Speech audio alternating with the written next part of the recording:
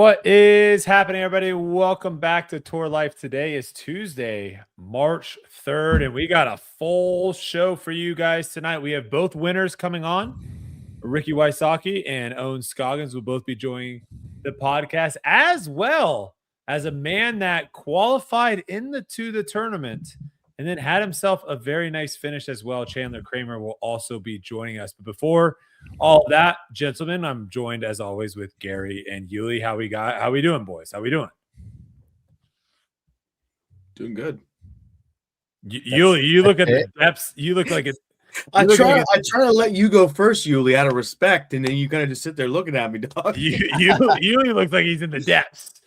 I'm tired right now. I'll be honest with you. I'm a total dud tonight. A total dud. But I mean, I can go over my weekend. Was it the course? Is the course kind of wore you out, or what's the situation? No, the travel? You know what happened? I'll be honest with you. Tell me. Get there. Yeah. Sunday night. Okay. Play Monday. Fantastic. Play Love Tuesday. Okay. Play Wednesday. Roll my ankle. Left ankle. Felt like it wasn't that big a deal. Play the next day. Walking up and down the hills. It turned into a big deal. So then I went and bought a brace and I did the whole thing and I wrapped it up and I'm like, this can't be that big a deal. Like it's going to heal up. I'll be fine. Okay. And then it just started going into my knee and into my hip. Oh no. And it was like this thing because of walking up and down those stupid hills. It just started, bro. And dude, so, hills are sneaky tough on the body. Yeah. And you don't even notice it, but the way that I rolled the ankle, but I didn't hurt my ankle. I hurt whatever that thing is that runs up the ankle, the side part, kind of like a high ankle sprain, but it's not. You know what I mean? Yeah. Whatever that thing is, kind of by the Achilles, but it's whatever that tendon is. I don't even know what it is. Whatever that little thing is. And so on the backside. On the on the behind your foot is the Achilles. No, yeah, but it runs kind of side, basically where your ankle little bone is that sticks out. You know. Okay. Whatever that thing is that goes straight from there up top, it's like a muscle or a tendon or something. Okay. Whatever that thing is, I wrecked. How does it feel right now? Doesn't bad. Feel good. Well, no, it doesn't feel good, Brody. Well, I didn't know if you were fast recovery or if you're in serious pain. No, I'm not. I can walk fine. It's just once you go up into the hills, and let me tell you something about the disc golf throw. This was on my left leg. Oh. If you hurt your left leg, you have no power. It's gone. Power's gone. I was throwing it I'm not kidding. Oh no. 350 feet. This little 3-step guy. Plus it was muddy. It was actually quite hilarious. But we got done and it was muddy. And so when it's muddy, when you putt, you know what you push off of? Your back foot. Your left leg, yeah. Yeah. Every time I pushed off, it's that same little muscle. So I'm pushing, hesitating, dude. I airballed 15 footers. It was hilarious, to be honest. It was just a kind of a whole thing. And then the first day I was there, I was at the course at 9:00, and I was the last group to tap out. So I didn't have to come back the next day. I was there the whole day. From 9:00 till 6:30, whatever, or 6:20, whenever we tapped out, we were the last group to tap out. I got a text from the tournament director saying, "Yeah, hard cutoff at 6." And I'm like, "Oh, good. I'll have to come back at 7 a.m. This is perfect." 6 came. We were on 17, and I'm like, "Guys, we got we're rushing through." Was anyone playing good? Because sometimes if no one's playing good, everyone just looks at each other I don't think anybody played good at all. Let's just get the tournament that day. It felt like it was It was a mess. And then like I'm trying to rush up the hill, but I can't. It was hobbling up the hill, like, let's go, guys. And then going down 18, it was so bad going down 18. Matty O had caddy CR Willie. Shout out CR Willie. He's a local there. Legend, right? Helped teach Ken Climo how to play. Like this guy's the guy. Dude took a tumble. I'm trying to help him. I'm tumbling. He gets back up, tumbles again. Oh no. It was just, dude, this place was, it was like I was stuck in a nightmare. I was stuck in a nightmare. My one goal, I said jokingly on the practice screen to Brad, I'm like, dude, well, we'll beat last year's score. We shot 7 over first round last year. We're going to crush that. I was 8 over going into 17. We birdied 17 and 18. We got back to 6 over. So we there we go. But then we had a signing with Brixton. I was stuck on that side of town. My Airbnb was like 45 minutes away. I didn't get home till 2 a.m. I was at the course at 9, didn't get home till 2 a.m. because of all the delays and everything. We did the commentary. So you know, it was a little push off. Here you go. This is what the tour's like. You remember what the tour's like, right? It was a hard drop into the first tournament of the year, but learned some stuff. They toughened up the course. I know that. And I got to watch my good friend Ricky win for the first time in a long time. That was a positive. Crazy. Yeah. My family went out there with me, so I was able to see my daughter here and there. I mean, not the first day, but so there were some good things to take away from it. Yeah. I mean, it was very unfortunate. I didn't get to watch. I'm just gonna be upfront with everyone. This will be a lot of the questions tonight will be coming from Gary and Yuli, who watched or was actually at the tournament. We were celebrating our anniversary this weekend, so I wasn't able to watch too much. But the disc golf that I did watch some on the first day, when first off, it was very confusing because it was like I guess they just kept the YouTube live, and so you're like, oh, it's live on YouTube, and then you click on it, and then it wasn't. It was just like a placeholder to go watch it on DGN. But the rain started, and they had to call it, and I was like, dude, are you serious? Like the Pro Tour is doing everything they can to kind of shift the schedule to try to mirror the PGA Tour, which takes a lot into account, like weather and where they can play to try to get these things in. Yeah. And it's like the first event, we already have a weather delay. Man. I'm like, come on. Dude, I almost didn't finish. The thought went into my mind, like I shouldn't play. But I don't. Once you hurt your ankle? Yeah, I'm just not that guy, dude. I don't know. I wish I was. I wish I could. I know, Brody, you don't care. If you're hurt, you're not playing. I like that about you. I wish it's smart. It's a smart thing to do because I had to go get a brace. There's your first thing. Like, don't play, dude. What you're going to hurt yourself, you know? But I don't know what it is about me, man. I just don't have that thing in there. Yeah. Like, I think I have this like crazy complex where I'm like, I'll shred it on 350 feet of power. No problem. I'm him, you know? So I think there's two things really that come into, I think when you're injured, there's two things to me that matter on whether or not I'm going to play. The first one being, is this something that is going to cause potential bigger issues? So is it something that's manageable that I can just go out there and it's not going to get any worse? First box, yes, check. If the answer is no, I can't make it worse, then I'm going to play no matter what. If the answer is yes, then it's where am I in the tournament? Like if I have a chance to win, but I'm injured and I could get more injured, then I'll probably still play. But if I have no chance at all, then I'm probably not playing. Here's the thing, and that's why my brain is so dumb. Is if I was 3-4 under, I would have quit. But because I'm over par, I think to myself, everybody's just gonna think that you quit because you suck.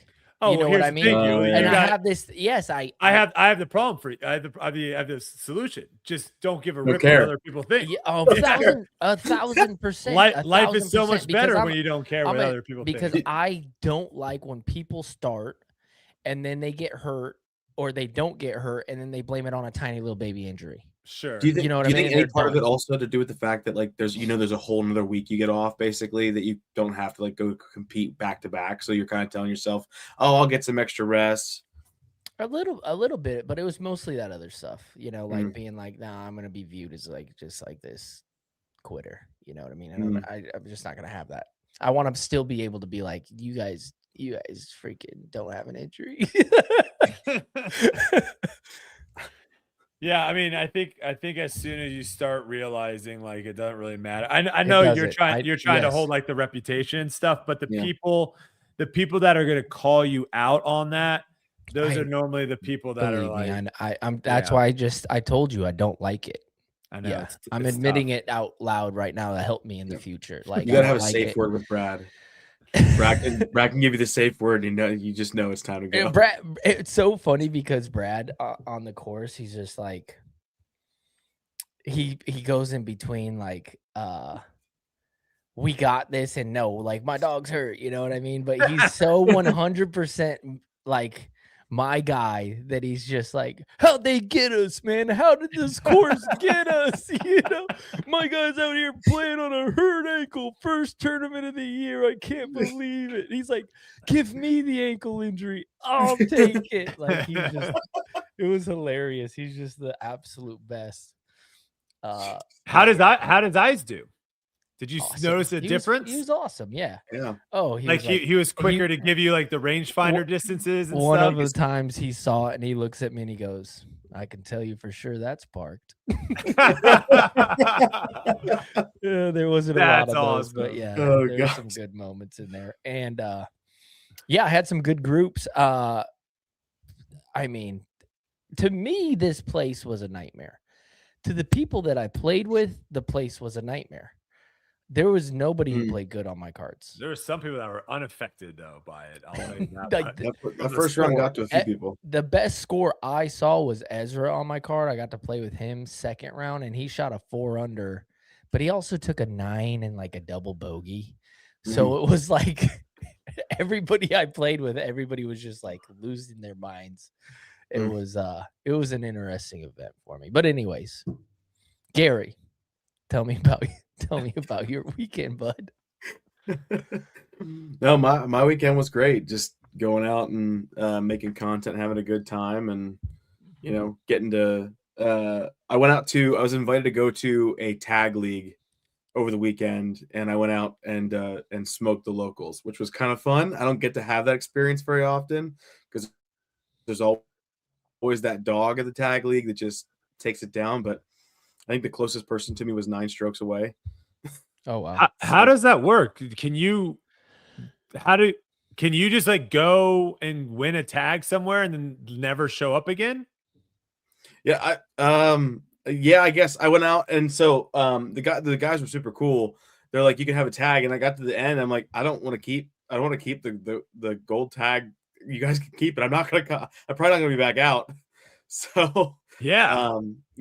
But no, it was a lot of fun because like I was getting dissed from one of the guys, and it was a cool group because they were, some old heads and guys who really know the area well. So it was a new course, just a lot of fun to play. But it was the first time we had good weather in a while, and it was like the first time I got to really like lean into the combination of like the work I've been doing in the gym to actually seeing myself throw hard, and it was super nice to feel it all come together. That's awesome. Yeah, I mean it's getting hot down here, boys. It was 85 today. I like that though. I apparently got sunburnt on the bike ride I had today. What about Gary's fresh cut, dude? Yeah, Gary's ready to get in the booth. It looks like. Hey man, listen, I'm coming down to this South. I want to look good for South, baby. He's trying to break up the Nate combo in the booth. I know. God, we need ourselves some Gary in there. Gary, I think you'd be a great commentator. I do. I appreciate that. I've done it for some local stuff. I'd love to try my hand at it because there's a few courses I think I know pretty well. But we'll get there. Love to do it.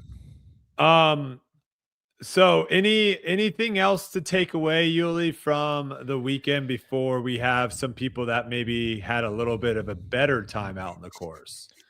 No, the course itself was immaculate. It's turned into one of my favorite places to play, to be even with the busted ankle and everything. I mean, the property and the work they've done there, it's turned into a really tough course, which I'm a huge fan of tough courses. Mhm. Like I want to be able to shoot the 6 over that I shot. Like that, you know, that kind of gets me up in the morning is a challenge like that. To where every hole can kind of get you. And we saw that this weekend. I mean, we did the over unders, not a lot of 10 under pars. I like I was that. gonna say I like got the that. scores. Yeah. But other than that, no, I saw a lot of people happy to be out there and compete. I saw a lot of new names, which was really cool. Yeah. Of people like up the leaderboard and fighting for those last cash spots and stuff that I'd never seen before.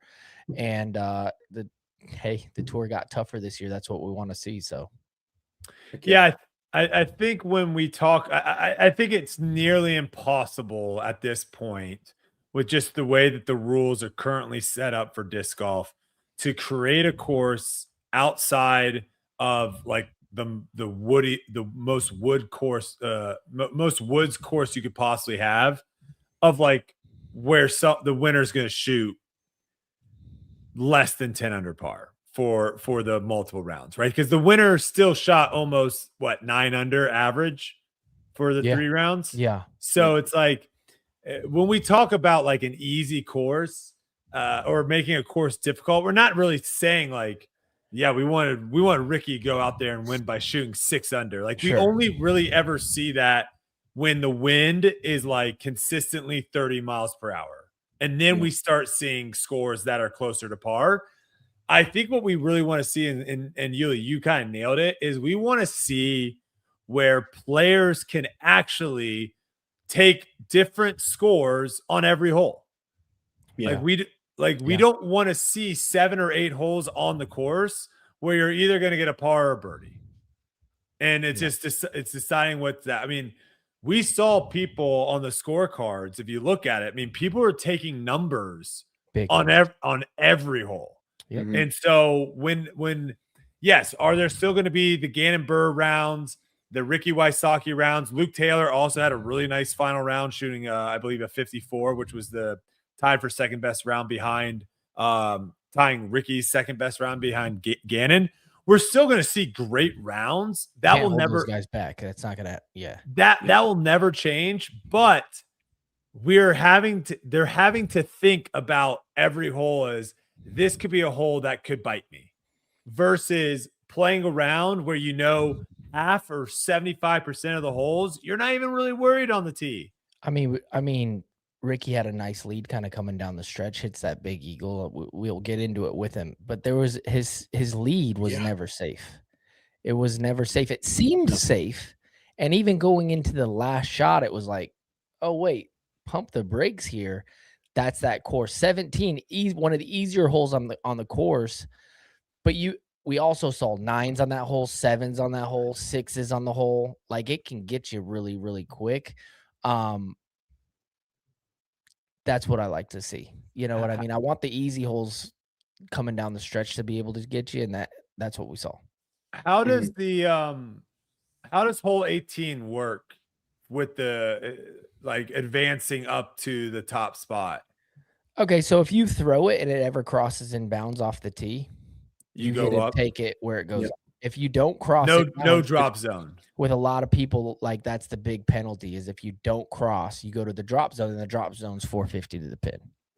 Okay, so I love having hole 18s like this, of where theoretically Ricky could have just never, like he could have lost it on 18 by just chucking disc and never getting up there. Of course, yeah. Right? Okay, yeah, I love that. I love courses too that don't allow people to basically like not have to throw a good shot and just continue to keep advancing until eventually they're putting. Yeah, sure.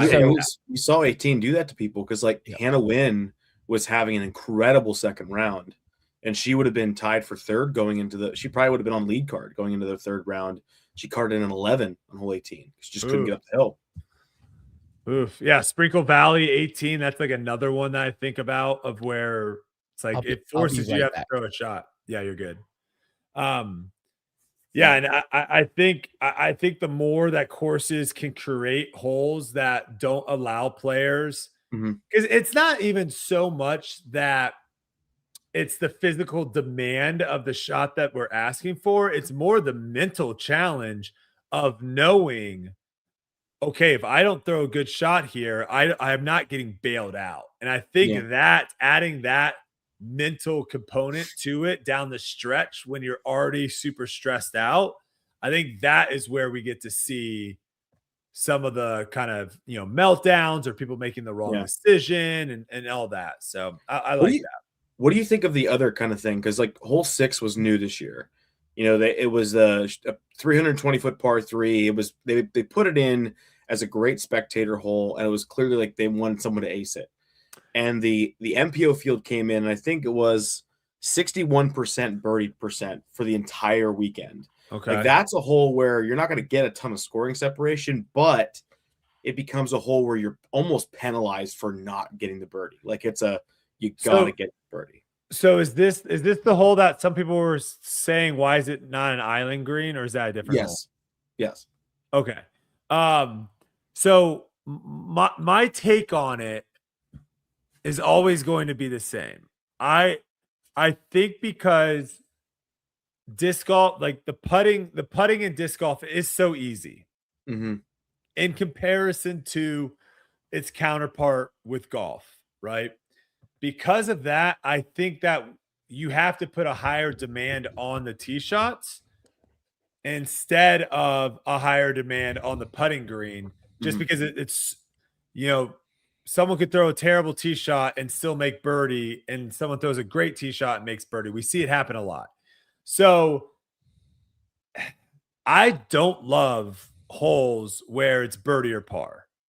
Like, I don't love the idea that, like, what we're and again, obviously this is a full field and there were some people that didn't play that great, but what were some of the other high-end scores there? Like, what was the distribution between the other scores? So you have that. So you had a total of 61% birdie rate, and then it was 34% pars. So that's only 5% of bogey or worse on the hole. And the worst score overall for the hole was hole 6. Was a 6. So there was a 5 and a 6 and then a handful of 4s. Yeah, I mean, and again, those 5s and 6s will be interesting to see who actually got that. But yeah, I don't love I get the idea of what there is, this idea of having a hole that's super aceable, that films well, the spectators love to see, and I get that, but I still think you can have that with it being a challenging hole, like a hole that I think is a good representation of that could be the hole 16 at what is now Champions Landing out there, the island hole. I think that's a very aceable hole, but also you can take numbers on it. I think hole 14 at Maple Hill, another hole, very aceable, but also you can take numbers on that hole. And so I think you can still do it in a way if you want to have that like really cool looking island hole. I still think you can do it in a way that makes it to where those scoring separation still occurs. I like the shape of the hole. I like the look of the hole. It needed to be OB. They need to push the basket towards the out of bounds, give you the ace run, all the good stuff for your social media. It doesn't change anything. Yep. But then if you land short, everybody's then pushing it to the back wall, and then your putt's going right at the out of bounds. That seems logical to me. Yeah. So I think too, having the people that are, running that course down there too, I think these are things they'll look at and make the right changes for. Because again, 95% got par or better. Yep. that's based to me. What that tells me is we are now playing on a course that has 17 holes. It felt that way too for the FPO, not on hole 6 twice. because the separation on hole 6 was fine, but on 17, I don't know if you saw it, Brody. They chopped 17 down to 175-foot par 3 for the FPO. Whew. Just felt kind of kind of out of place down the stretch. We kind of had a bad take when we were talking. We'll talk about it when Owen comes on, but we kind of had a bad take when we were like, "Oh, this course I don't think suits Owen's game that well." Turns out the course isn't actually that long, and suits her game very well apparently. So yeah, we missed. Yeah, but we didn't miss as bad as others did. We missed the Owen. It was right there for us, and we talked about it too. We were like, no chance. Like, this is not a good course. We'll pick her at other courses. Not a good course for her. But yeah, I mean, it goes to show that keeping the disc in the fairway and making a lot of putts is very useful in winning tournaments. Very useful. Yeah. Do we have Ricky Yuli or? I don't see him in the. I haven't seen him jump in yet. I don't know if you want to text him to see if he's coming on, because I know Owen's coming on here in a little bit, so I want to give Ricky a little bit of time here before we have to get Owen on here. Yeah. But just as a fun update, on the very first better or worse, higher or lower of the year, Brody, you're 1 for 3, Yuli is 2 for 3, and Mike is 1 for 3. So Yuli is currently the leader. Big lead already. Wow. Which one did I get right? So the one you got right was that the number of double-digit round. No, you got right that Owen would finish better than 8th place. Okay. So you got that one right. And then we didn't pick her. Nope. Makes you wonder. Makes you wonder. What the heck was I thinking? Oh gosh. Well, do we have our picks too, Gary? Picks for the pick'em. Yeah. Yeah, we can do that. We can show. Yeah, we can till Rick gets here. Yeah, we can. I don't know if we have the ability of putting them up on the screen on the screen, but I can discuss them. I believe I can discuss. It was a bloodbath, y'all. It was a bloodbath. It wasn't good. It wasn't good. We're getting a standby. We actually might be able to get this on there. But I think I'll say this. I think the way that Edwin has this set up this year, and he's also going to adjust players a lot more frequently this year, which I think will be really interesting. The way that he has it set up now, where they're going to make their picks first on Monday, and then we're going to know who they picked and be able to kind of defend against it in a way. I think that's going to be really interesting. Yeah. And then also I thought we switch. I thought we alternate. Yeah, we picked first last time. Yep. Yeah. So we're going to see who they pick now. And then we pick. Okay. Yeah, so we'll be able to see what they pick first. And then the idea of only being able to pick a certain player for a certain amount of times, I think that's going to be really interesting too, because if you don't play it smart, by the end of the season, there might be a couple, like we all know the head honchos at the end of the season, they're going to be eaten. And if you've already picked all of them, and now you're having to pick people that are like outside of the top 10 looking in, that's going to be tough.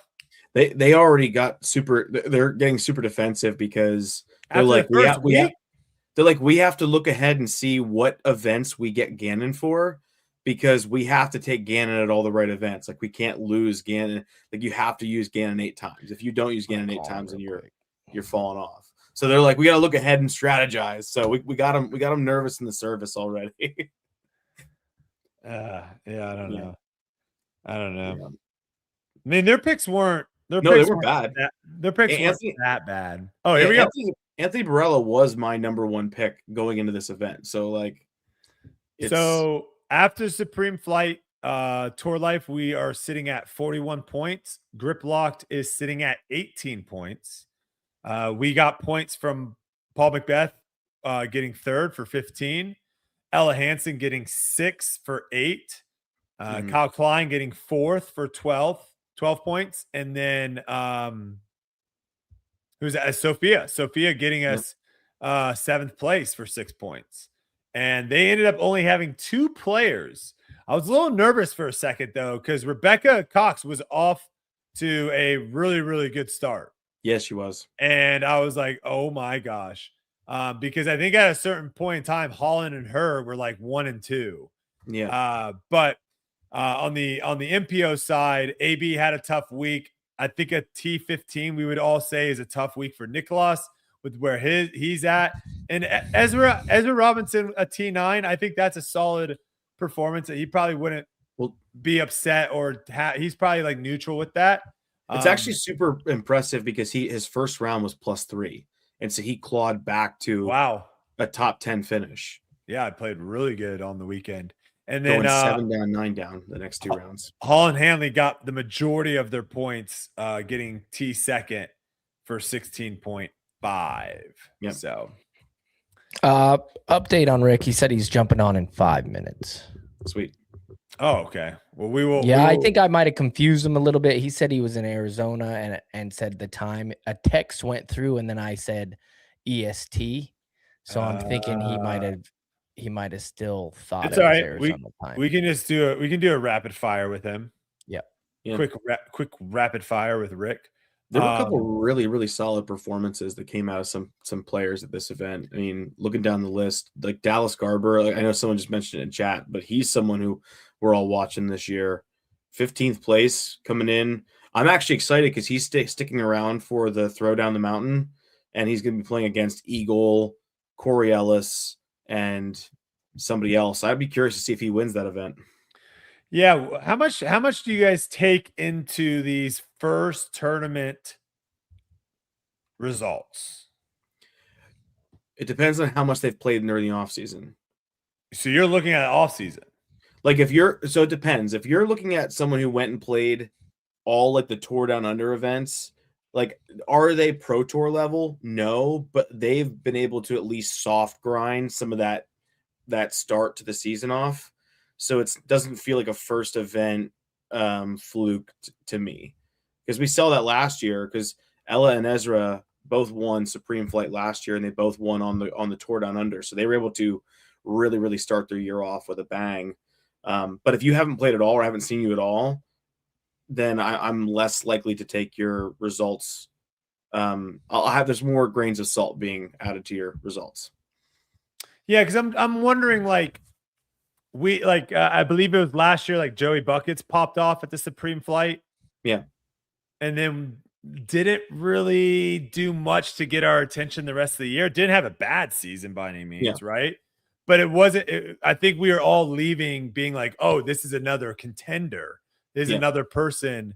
And we've seen it. I'm trying to think of some other examples, but we have seen it before where people pop off early in the first season, and then we expect them to kind of keep that going throughout. Yuli, how much stock do you take into maybe some of the old vets takes them a little bit longer to get going than maybe some of these newer, younger guys that are super eager to jump on it? Should we be looking at some of these names that are surprising us in the top 20 for the rest of the season? No, one of the things is the course is everything to me. Like, this is just a tough course. If you're rusty, that doesn't matter if you get off to a hot start. It could almost be like better if you haven't played and then all of a sudden you get like 4 or 5 birdies and you're like, oh, I'm fine, type thing, and you kind of go through the tournament and you find yourself a good finish. What I look at is the people who are going to have, I feel like, momentum is look at your like final round. Look at the final round and see how they're playing then, because now they got the first couple rounds in. Their mindset is pretty much locked in for the event, their competition mindset, and how are they finishing off the tournament? Kind of going into New Orleans, because that's what you're building off of. It's your last round. Okay, how did I play in the last round? I have this tournament coming in, like Kyle Klein, for example. In fact, he grinded it out and had a great finish the whole entire thing. I'm going to put a lot of stock on him to have a great season, just because Yeah. There was no give up, and he could have easily, because of the rust and everything, been like, okay, like tough, tough sledding for me. But I like his stock going into like New Orleans. Yeah. Well, speaking of someone that had a great tournament, let's bring the winner in right here of the 2026 Supreme Flight Open. Ricky Wysocki joins the podcast yet again. What's up? Rick, how's it going, brother? Good. How you guys doing? Can you hear me? Did I mess you up with the Arizona talk? No, a little bit. No, it's all good. It was my fault. No, I'll take credit. I was actually in the gym, so I just paused my gym session. I'm out here hanging with you guys now. We won't keep you too long. No, but it's all right. I gotta say, I think I might be one of the biggest Ricky supporters, in the sense of you get so much hatred and so many people saying he hasn't won, he's washed, he can't win, he can't do all this. And I keep trying to tell people, this guy is still one of the top 5, if not top 3 best players in the world still. It's just hard to win. And sometimes it just doesn't go your way. And so I got to tell you, man, congratulations. And just how does that feel to start the season off with a W? It's awesome. I think I tuned in right kind of towards the tail end of what Yuli was saying. And what he said exactly happened with me, where it's like, I was totally rusty. I didn't have. It wasn't the story that it normally is with me when I win a tournament. Normally, it's like I go in confident, practice rounds are going great, and then the tournament literally just goes exactly how I practice. I just, I shoot like 10, 11 under in practice rounds with the money rounds with the guys, and then that's what happens in the tournament, right? But like this week was the complete opposite. I put the Goose and Ezra, and me and Adam played a doubles, and I was just shanking all over the course, zero confidence, and so it was really, really a kind of a unique, different week compared to what it normally is when I win. But like I said, I started birdieing some holes and I started building some confidence. And I just kind of told myself, like, I was a little rusty, but I know I can still, me being the veteran I am, I can still scrap around a course and save pars when I need to. I think that's really, obviously, I showed that this week that, the holes are so tough. You're not going to hit every fairway. And it's when you throw a bad shot, can you have the right mindset and the skill set to save that par instead of letting it turn into a bogey? Because that's really where the difference is between having a chance to win and not is, everyone's going to get birdies on certain holes. But if you let 3 or 4 holes turn into bogeys instead of pars, that's where you go from 10 under to 6 or 7 under where. Oh no. I think his phone died. That looked like that looked like a phone dying situation. Oh no. He was jamming out to music in the gym. Yep. And then never looked at his phone, obviously, to look at the time. It's Bluetooth. Yep. He's just jamming out, getting his reps in. He was talking to his good buddy, the Regenerator. And then, what is this generator thing? Oh, you remember? So Brad was telling us the other week that Ricky was going to see this guy called the Regenerator. And we were all commenting that might be the secret. And so Ricky went and saw the Regenerator, and he wins. I forgot about that. Oh. And Brad didn't stop this week. He's like, the first thing he says when Rick walks in the door, we all. He got a call. He got a call. He's back. He's back. He got a call. I thought his cell phone's. All right, you're good. Okay, we thought your phone died. You're back. Hey, you're back. Can you guys hear me now? You're good. You're good. Yeah, good. Okay, let me see. I can't hear you guys for some reason. Oh, good. Oh boy. Testing. 1, 2, 3. Hey, Rick, just turn it off and get back in there. The good old turn off, turn it back on. All right. You can't hear us. I think I'm good now. Can you hear us? All right. I can't. I don't know why I can't hear you guys. Let's see. You guys can hear me, but I can't hear you. Yep. Hold on. Yeah. Text him. You let him. Okay. He might be trying. You got to regenerate that audio, Regeneration. So anyway, Brad gets into the place. First thing he says to Rick when he sees him, like, "Oh, how you doing?" And that's not how it is. So tell me about this guy, this healer. He's just all about it. So funny. What do you call him? An omnitherapist or something? Brad omnitrition or something? That's who we need to get helping us with the picks, because Brad told us about the Rickster. Was he banged up going into this? Like, was he banged? I guess we'll ask him. All right, testing. Can you hear us? Yep, good to go. Okay. Okay, Yeah. Rick, you were talking about how you were getting some birdies, you were saving some pars, the mindset. Yeah, I think. Yeah, honestly, that's really what it was. For the first round when it was really bad conditions. It was obviously, as a top professional, you're going to get birdies. And especially on a course like that, it's tough, but you have to get birdies. But I think when you have the bad shots and you save par, there's a lot more momentum there in the round, knowing that you're playing a difficult course with difficult conditions. That if you let those bad shots turn into bogeys, it can really downward spiral your round. And for me, it was the other way around. I was saving pars when I was throwing bad shots in the first round, and then able to slowly make adjustments and really build that confidence really from those par saves more than anything. Because I think that's, like I said, I didn't get the most birdies in the tournament. I just didn't have the most bogeys, and I think that's something that really showed just with the fact that I was my scrambling, I think, is the best way to put it. I feel like I am the best scrambler in the world. I feel like it's partly mindset and partly just, I've thrown a lot of shots. I can throw forehand, backhand. You can throw me in the middle of a bush and I feel like I'm going to get up and down every time. That course, as you know, Yuli and Brody, you played it before too. It's just, it's tough. You're not going to lace every line. Mm-hmm. You mentioned rust. I'm curious because I think there are two types of rust that could potentially be occurring, right? There's the rust of like just physically, you haven't thrown maybe as much in the off season, you haven't putted as much as you normally do when the season kind of gets going, and so your shots just don't feel as dialed as in the mid season. And then there's rust of like tournament, of where you've been practicing a lot, but you haven't been playing with in a tournament style where people are taking a minute to throw and you're having to wait and all this. What was it for you that you felt like you were kind of having to kind of, brush off a little bit? Yeah, that's a good point. I think for me, it was physical rust because I didn't focus as much on throwing as I did in previous years. In the off season, I did a lot of mobility work in the gym and strength work in the gym. So I focused more on that and less on throwing. And so I was just told myself like it's going to take some more time to progress to kind of hit peak form.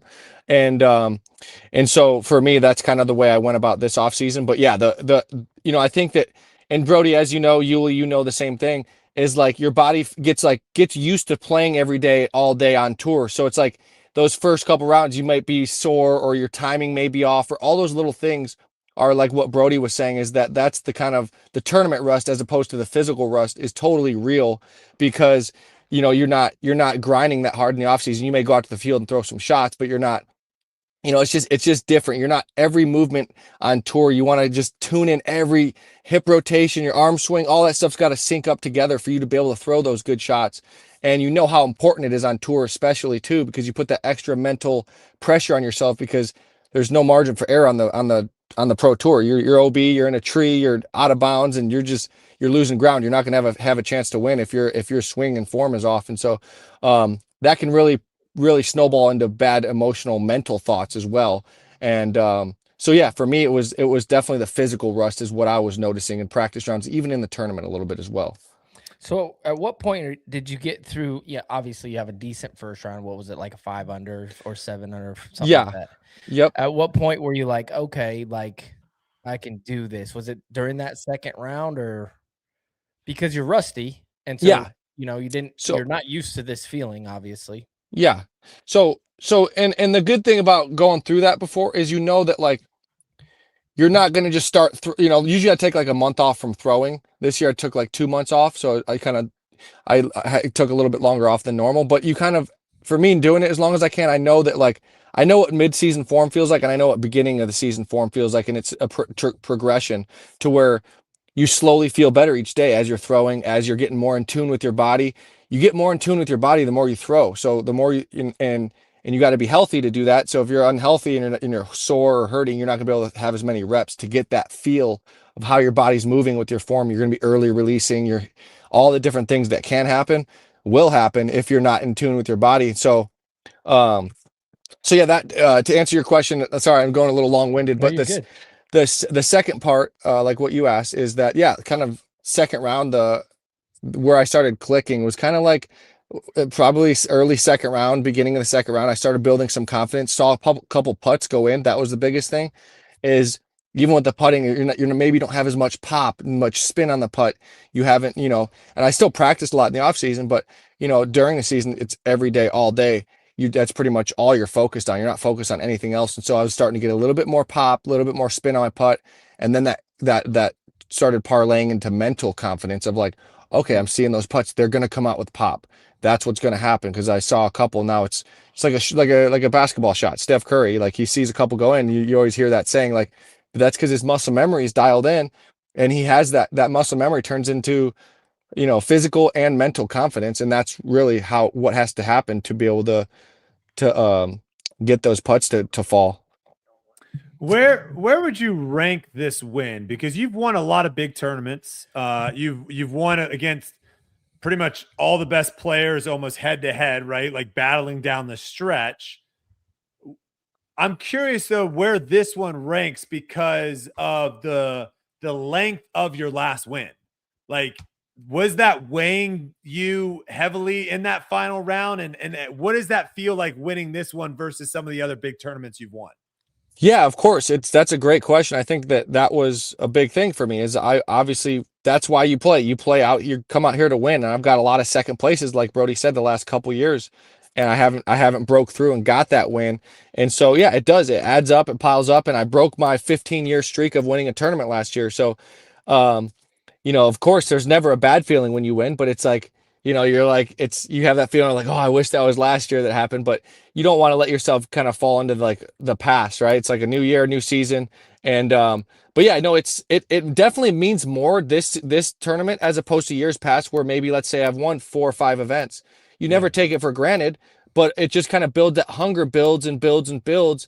And you have those little more doubts. Of course, they start creeping in and all that stuff. And so you can kind of, getting a win kind of just puts that to the side, and you just kind of go through the same process that you would, but you just have that little bit more confidence, that little bit more edge, which is really the difference at the top. I mean, it's a paper thin margins, whether it's mentally, physically.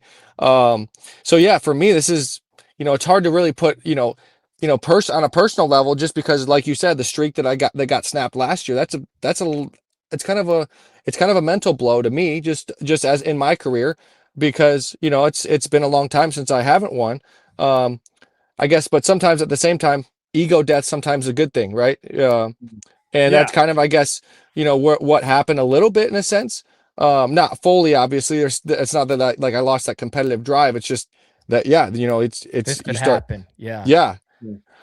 One of the things that I think a lot of people want to know more about is the weight of the moment that you had on you on 17, because like you throw that drive in the third round, and you get put in a position that's really tough. And you can see like the calculated veteran nature of what am I looking at in terms of this shot? Do I have to go for it?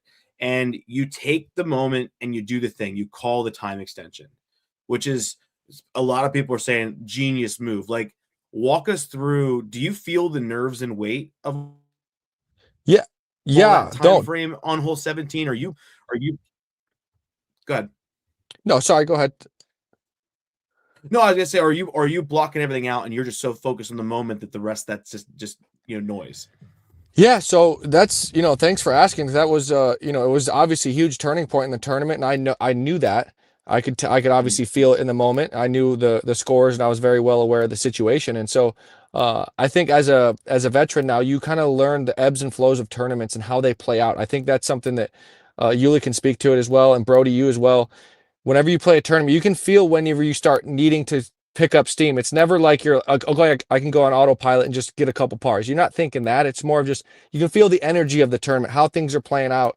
And so, like, for example, to take a couple steps back, like hole 15, the eagle, that shot, like at the moment, I knew I was up by a good amount, 2 or 3 strokes.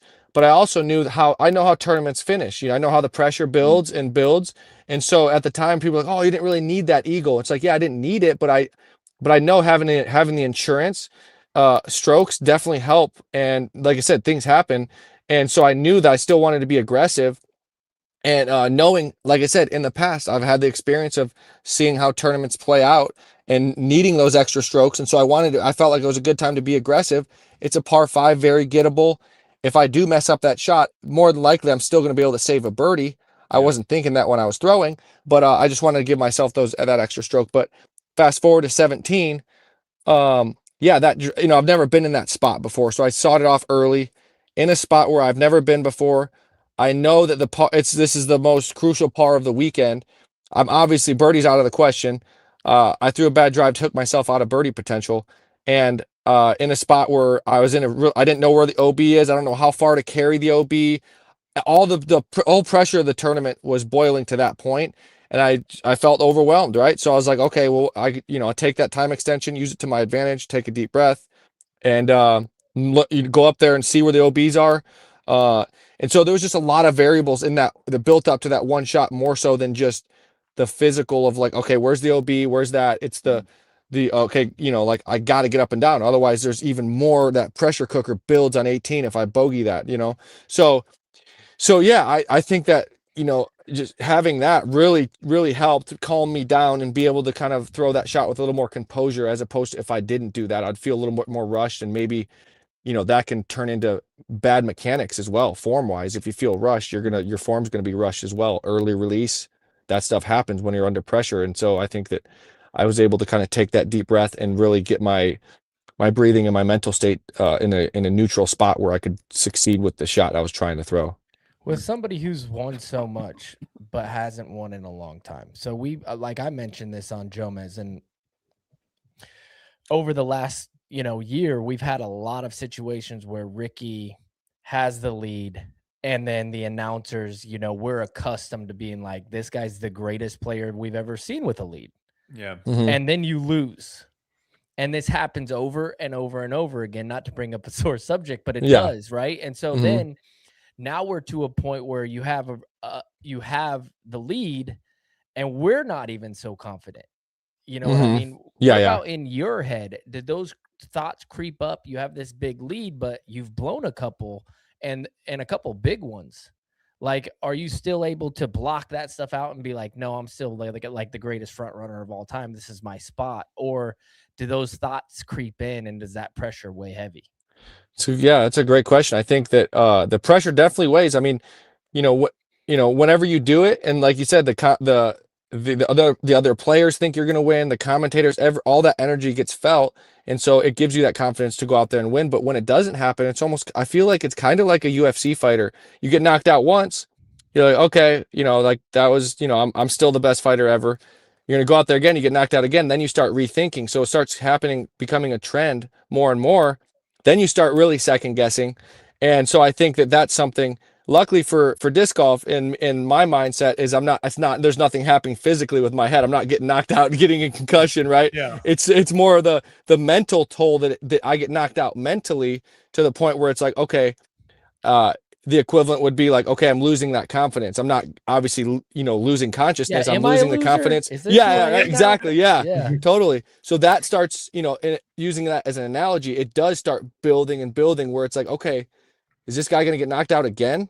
He got knocked out twice before, like first round knockout. Like, he must just have a weak chin. He's going to get knocked out again, right? Like, and so, the fans, and obviously myself, there's a reason why people think that, and that's because it's happening. Obviously, I'm not a dummy to think that, and it's a natural instinct to feel that. If as a competitor, you don't just, you try to block it out, you try to, next tournament, but until you see the result as an athlete, that's all you work for, the result, and that's really what the most important part is. As a player, as a top athlete, that's what you wait to, and it's going to happen eventually.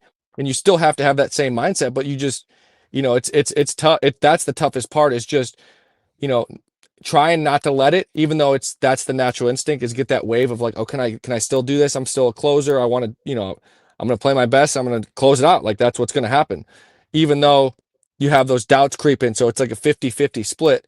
And then now once you win, it kind of pushes those, negative thoughts way more away than they were in the past, and then the more, if you were to keep winning and then losing after the final round, then it's almost like 50% turns into like 60 or 70% of your thoughts turn into like, okay, can I do this? So it's kind of like a reset to get that, more to the winning side of like, okay, I can do this. I'm not going to get knocked out. I got this. And then it's kind of a building block from there in the positive way. Because the negative can build the opposite way, like I said earlier, where you think that it's going to happen. And just like I said, if you think it's going to manifest into reality. Yeah. And then I guess a follow-up question to that would be like, so you closed for so long. You had this tiny little stretch where that didn't go into your favor. Is part of it because the field is just so good now and it's harder to close? Is it harder for you to close a tournament now than it was, let's say, 3-4 years ago? Or is it the same mental thing? Once Ricky has the lead and I play good, it's over. Because you could play good in other, like 13 under. That's a crazy round. We all know that. You know what I mean? Yeah. For Gannon to put the pressure on. Oh, yeah. I'm not sure that happens a few years ago. So how does that kind of work into your mentality now as well? Yeah, I think that I think it's, to answer your question, I think it's a 50-50 split. It's definitely, the field is better. I think the field, I would say, is 50% better.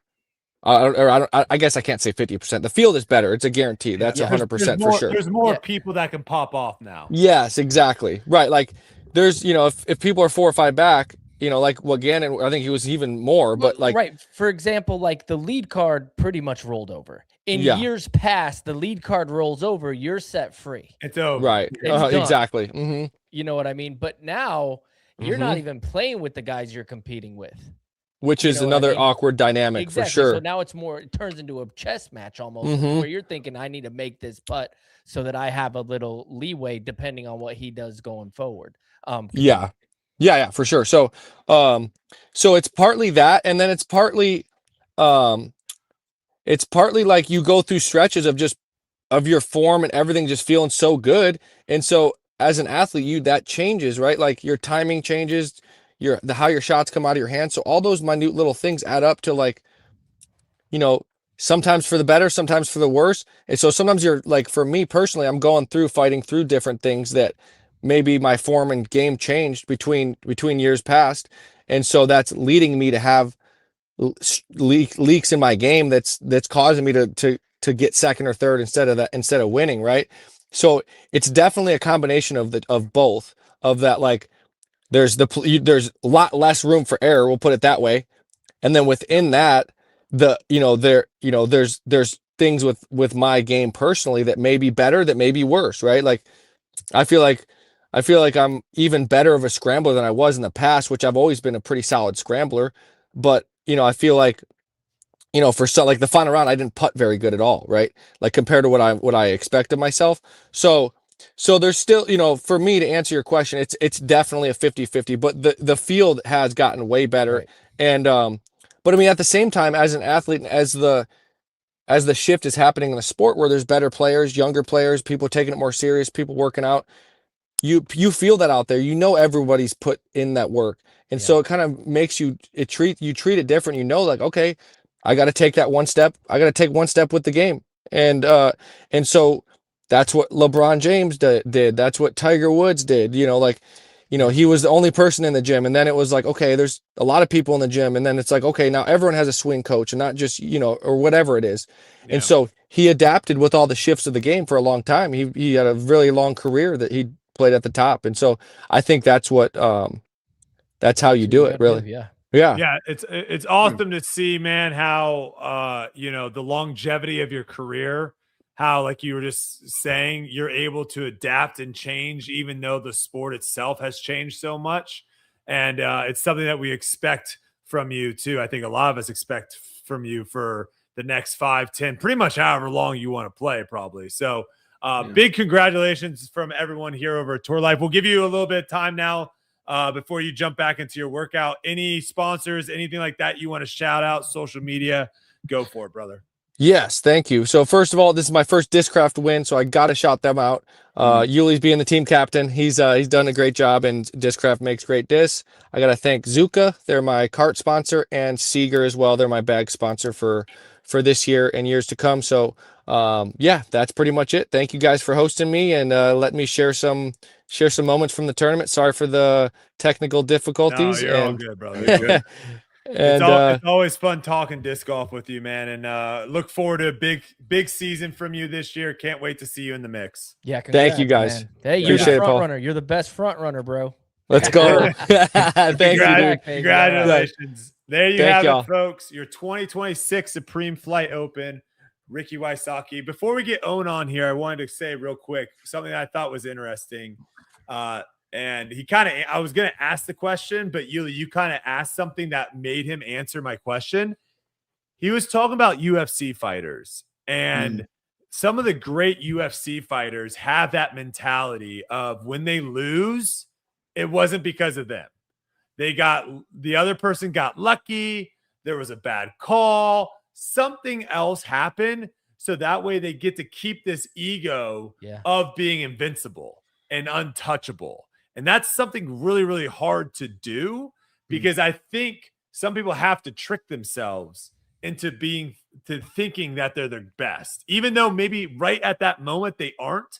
They have to trick themselves, because as soon as they let doubt set in, that's when they start spiraling in the opposite direction. And so seeing him kind of talk about that a little bit, about how he was battling that this whole time, love that he's just always being like, I'm the man, even though he's still losing. And he's thoughtful about it too. It's not like he's just has this crazy ego of being like, like you said, I'm invincible. He's saying, no, it's a 50-50 split. I'm going to hang out towards this 50-50 though, this side. I'm going to be calculated in it. And sometimes, the ego dying is a good thing. Like he uses that to his advantage. And and to answer Dice Heiser, he said, Brody, everyone hates excuses after losses from the UFC.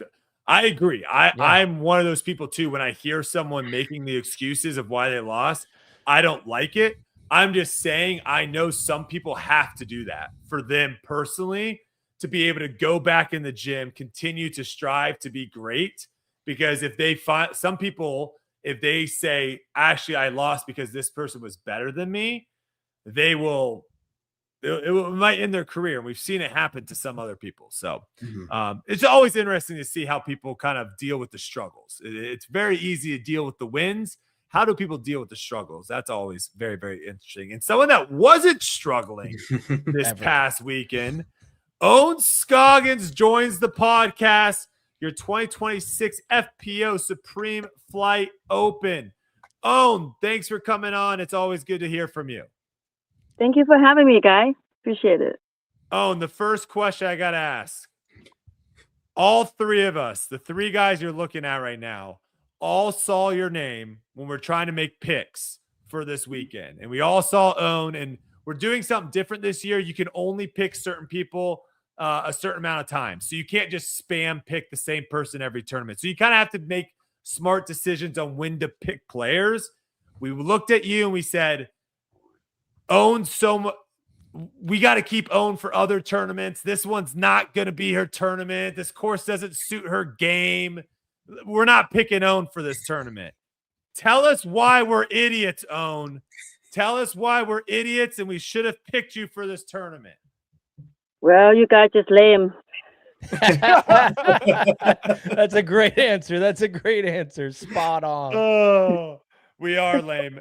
Did you feel confident coming into this week as like this is a tournament that's sets up well for your game? Before I came here, I was like not comfortable much at all. I was thinking maybe the layout will be like last year. But when I arrived, and then I arrived here on Tuesday morning, and then I was practice one round, and then I was like, oh, I can shot good here. I can shot good because they changed the course here and there. And then also like I kind of throw a little bit further than last year, so the hole I never park, and I start to park it, or maybe just make it inside the circle when I never done that last year.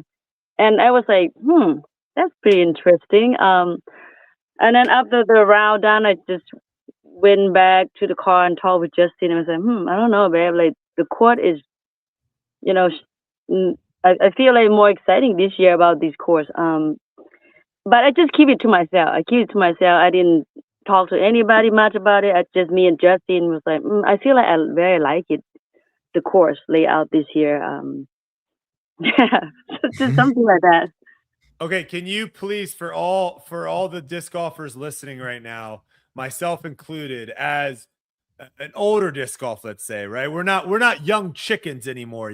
Owen, we wake up with our backs hurting and stuff like that. How did you manage to throw the disc farther this year? What's your secret? How are you getting more distance this year than last year? I think I start to throw a slower disc. Because everybody know I only throw like destroy, right? So, but this year I kind of have a mix, use a different kind of disc, like slower, and it's kind of like it's glide further, it's go further. I throw next to next. I throw like the disc I like to throw a lot last year, and then the new disc I throw this year, and so the new one was go like maybe 20, 15 feet further. And for me, that's enough. For me, like that, 15 or 10 feet or whatever, 20 feet further, that's huge. That's huge for me. Just only change the disc throw, like slower disc. That's why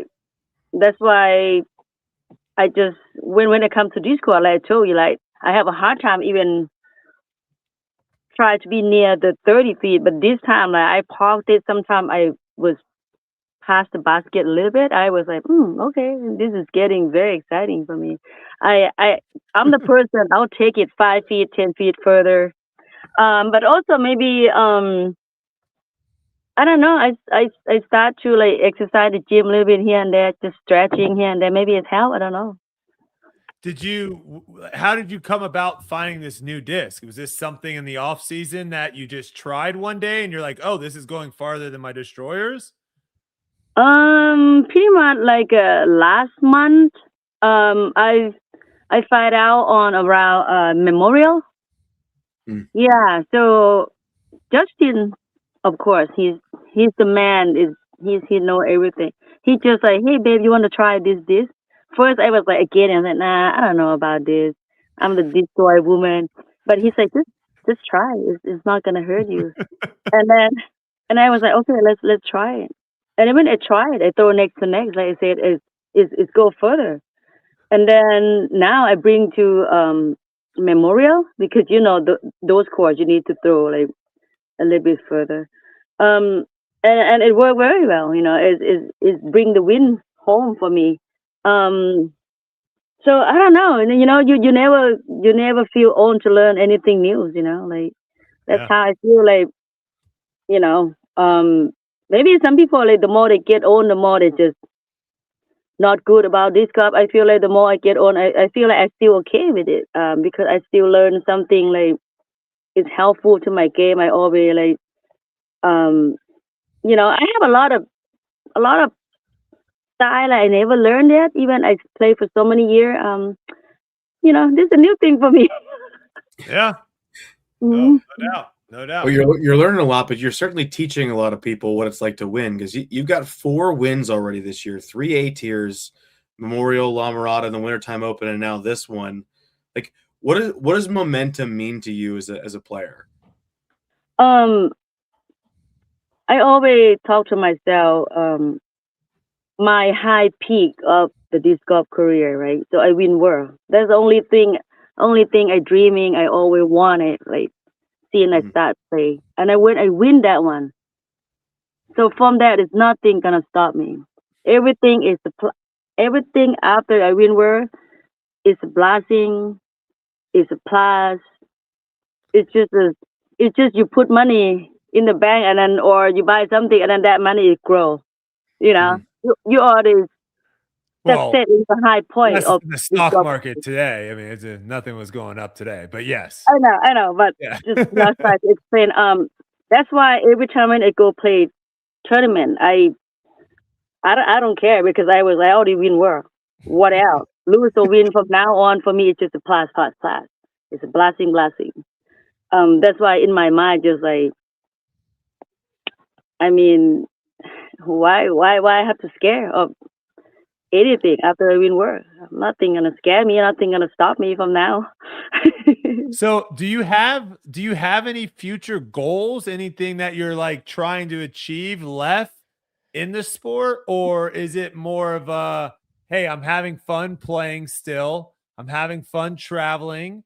And whenever I decide that I'm not having fun doing this, I'm gonna stop. Because like you said, like you won worlds. That was the big one you wanted to win. So like is it now just you're just gonna keep playing until you're not having fun anymore type of thing? Oh no, my goal, my next goal, gonna be winning women national championship. Okay. That yeah, I would love to keep the eye on that one, and I would love to achieve. No, it doesn't matter how many years from now. I'm just gonna keep trying. And then maybe what's that? Champion Cup. Okay. Yeah, She's two. like, I'm just gonna win all the majors. What are you talking Yeah, about? I'm just trying to get every major. I'm Yeah, just so slowly trying to get them all. that's too major. I'm just gonna keep the eye on and just gonna keep trying and trying until I have no arm to throw.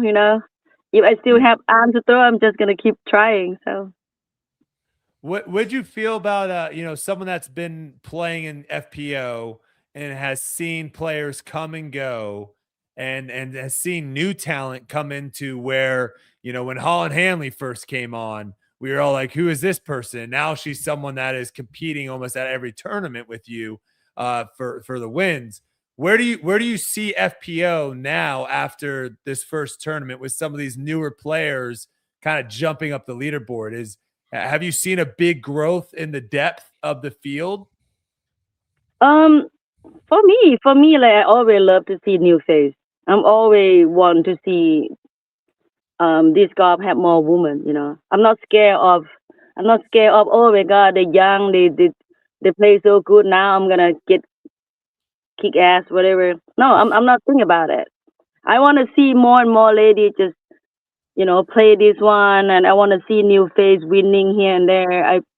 I want somebody like I know like they're working so hard. This young lady, they're working so hard. They put hour every day here and there. Like that's why it bring them to become a good golf. Like they do absolutely hard work, and then I want them to success. I want them to have the taste of winning. I'm not scared to see a new face. I'm the person just like open the door, say, hey, come on, let's do it. Let's do it. And like I said, especially I'm old. I'm old, so it's for me. It's just like open the door for the new generation.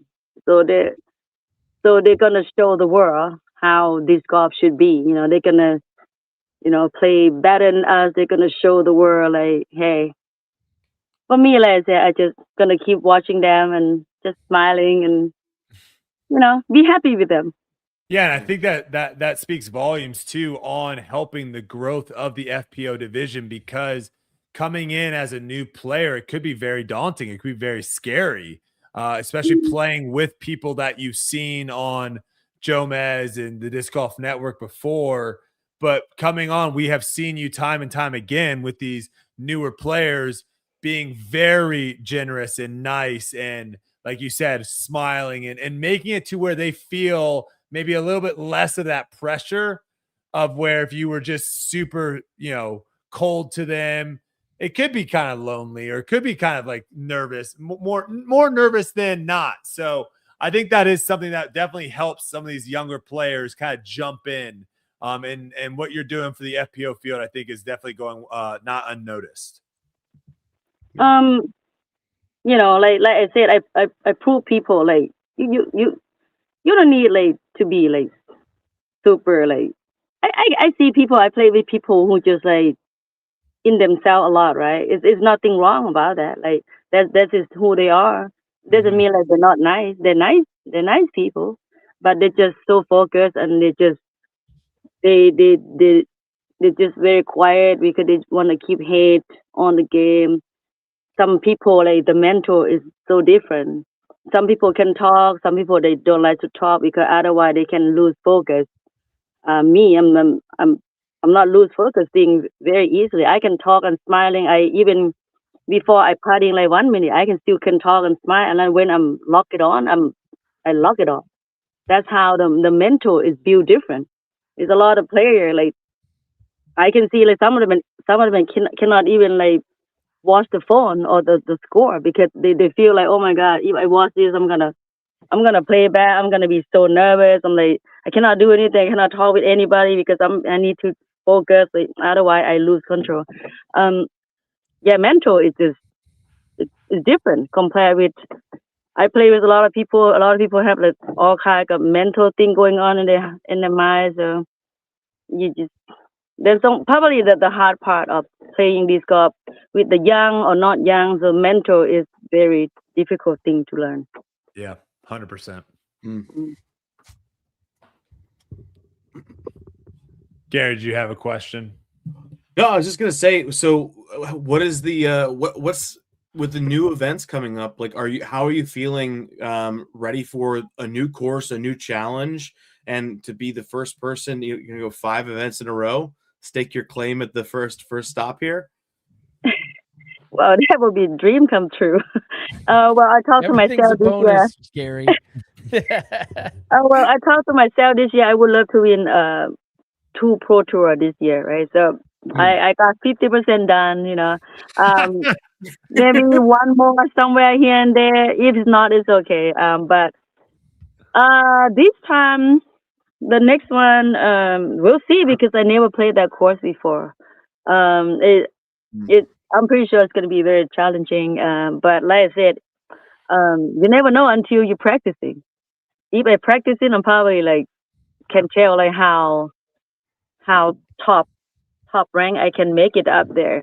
I can tell like if I practice 1 or 2 rounds, I probably can score myself like, oh, maybe I should be like this here among of those lady.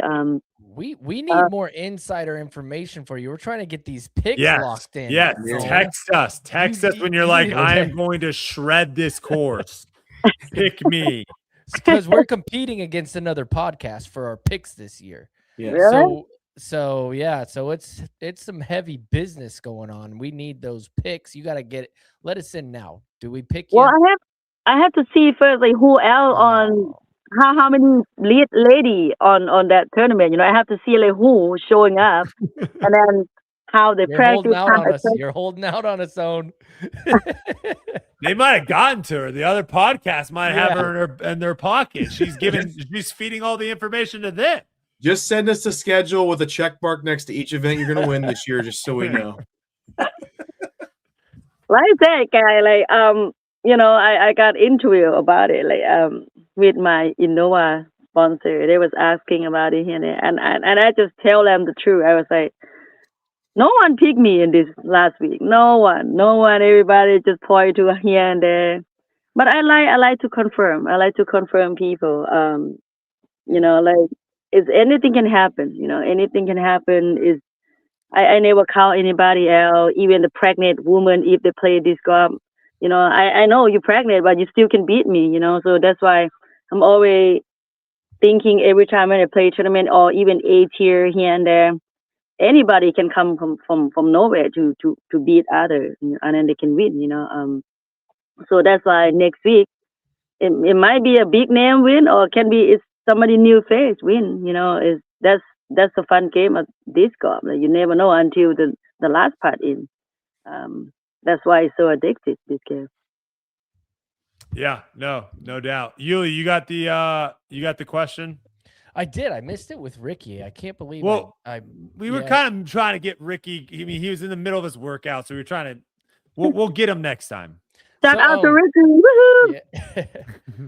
So Own, what was how do I shape this question for you? What was like your I call it welcome to the pro tour moment. So you're coming up. What was like the moment where there was a situation that happened to where you're like, oh, this is tougher than I think. Like, you're welcome to the tour. Like, this is harder than I think. Or a tournament where you went in super confident and somebody just kicked your butt. Like, what was the first moment you had coming into disc golf and you were like, wow, this is not what I expected? try to thinking. You think like some tournament I feel like I can win and then I get kick ass, something like that? No, like for example, like my first, welcome to the league moment was when I went and I played the team challenge, and I was super confident in that my team put me as the #1 player, and then I had to play against Dawson and Sexton and Rico. This was a long time ago. I was a rookie, and I went 0 for 6. I didn't beat them in any match ever. And I just got obliterated, and I realized like, wow, these guys are way better than I thought. I just went in overconfident, and then it was like, Oh, not really. I'm kind of like I don't know. It's just only me or not, but every time when I go play tournament, I always almost like a two person in one in my body.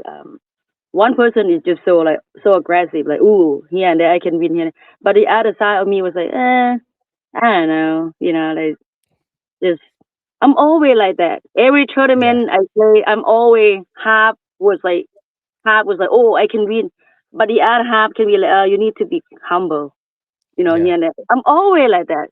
I never be like oh yeah this tournament I'm gonna take it down like hell yeah all day. I never be that person. Never ever. That's why every time if I lose or win, I never feel like oh I get upset. And I never like get upset to myself. Like I'm a little bit upset to myself here and there if I type of person play off and then I lose. But I always pick myself up fast because I know like I never what do you call? Never be like call myself I'm gonna win. Like too sure. Like, oh God, I'm so sure of everything. I'm always know life will always turn and treating like anything can be like this in the moment. I understand that very well. That's why I prepare myself all the time. That's why I still keep playing this golf for so many years. I still love it. I'm still here because I learned how to accept lose or win. Anything go wrong, anything go right, I'll be okay. I'm in the middle. Well, you got a world championship now, so it can't go bad, right? Everything up from here. Yeah. Any new sponsors this year? Anyone to shout out on? Oh yeah. Shout out to Vessi. Great shoes. Just got new sponsored by Vessi. Win this one, the first Pro Tour event. Very good. Super cool, comfortable. Very nice. Yeah, very comfortable shoes.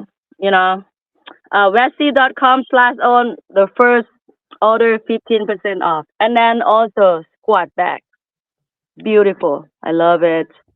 I can fit a lot of this in there. And flying saucer. Great sponsor. Innova, of course. And all my fans out there, I love you guys. Do you want to tell us the secret disc, or are we keeping the secret disc that goes farther than everything else a secret? Everybody wants to know this. Everyone wants to know what the secret far disc is.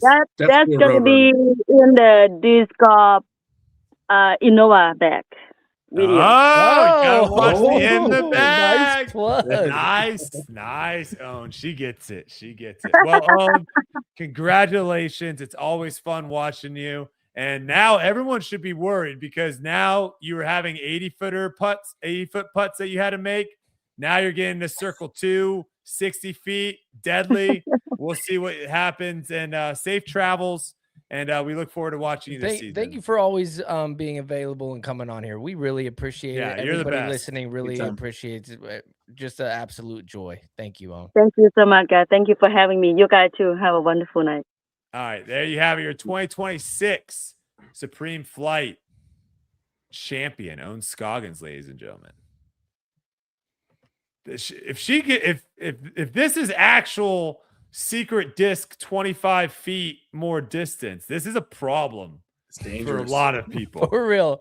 We're gonna have to reevaluate. This is a problem. Who the best player in the world is. Edwin's over here already contabulating, I'm sure, moving her up to another division.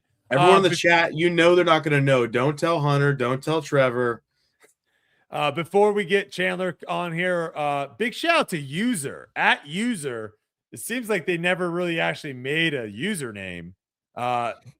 with the donations tonight, keeping the lights on over here at Tour Life. We appreciate you. Thank you so much for watching. Thank you. All right. I believe Chandler is here. He is. There we have Chandler Kramer join. I think this is the first time, Chandler. Is this your first appearance on Tour Life? Are y'all talking? Because I cannot hear y'all right now. All of a sudden, it cut out after Owen left. Very normal thing here on Tour Life. Nothing new. If you can't hear us, we'll get PDJ Mike on that. No problem. He'll handle that in a second. I cannot hear y'all at all. Yeah. I have no idea if you're talking. Let's see. Leave and yep. There you go. He gets kicked. Yeah. Test. Now? Oh. We're gonna get it. It's going to happen. Yeah. I just texted leave. So hopefully said leave. Yeah, hopefully You're not allowed on here, bro. I was gonna text leave my and then God. come back, and then when I texted it, he just left, so I didn't write the and come back.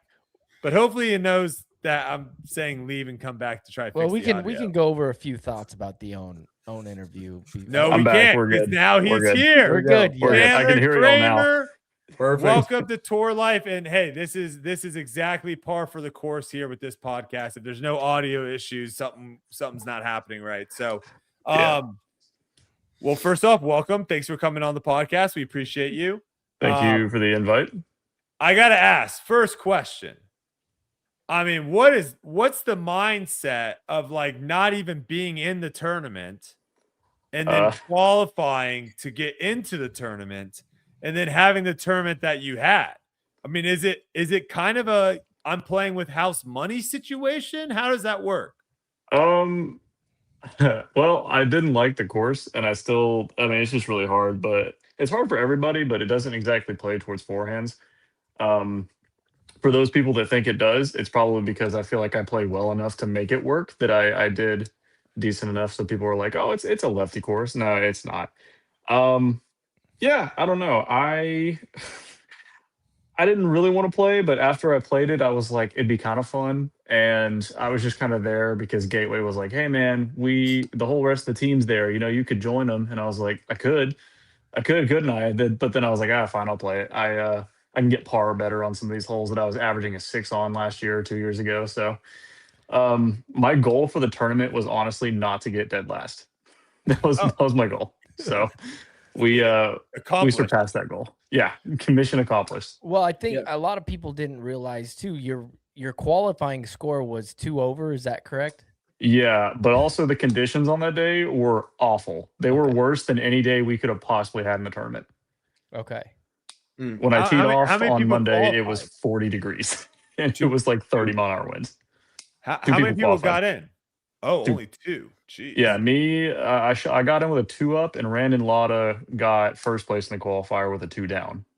Oh, interesting. Okay, so first time on the podcast. For those that don't know, you're pretty much a forehand dominant player. And I guess I would love to hear the difference because you've played now on tour a couple years. You've played a lot of the almost all the courses. I think you went to Europe now a couple times too. You've played some courses over there. I would love to hear from you because we've seen great champions from backhand only players, right? We've seen James Conrad, we've seen Isaac Robinson, Ezra Robinson as of late.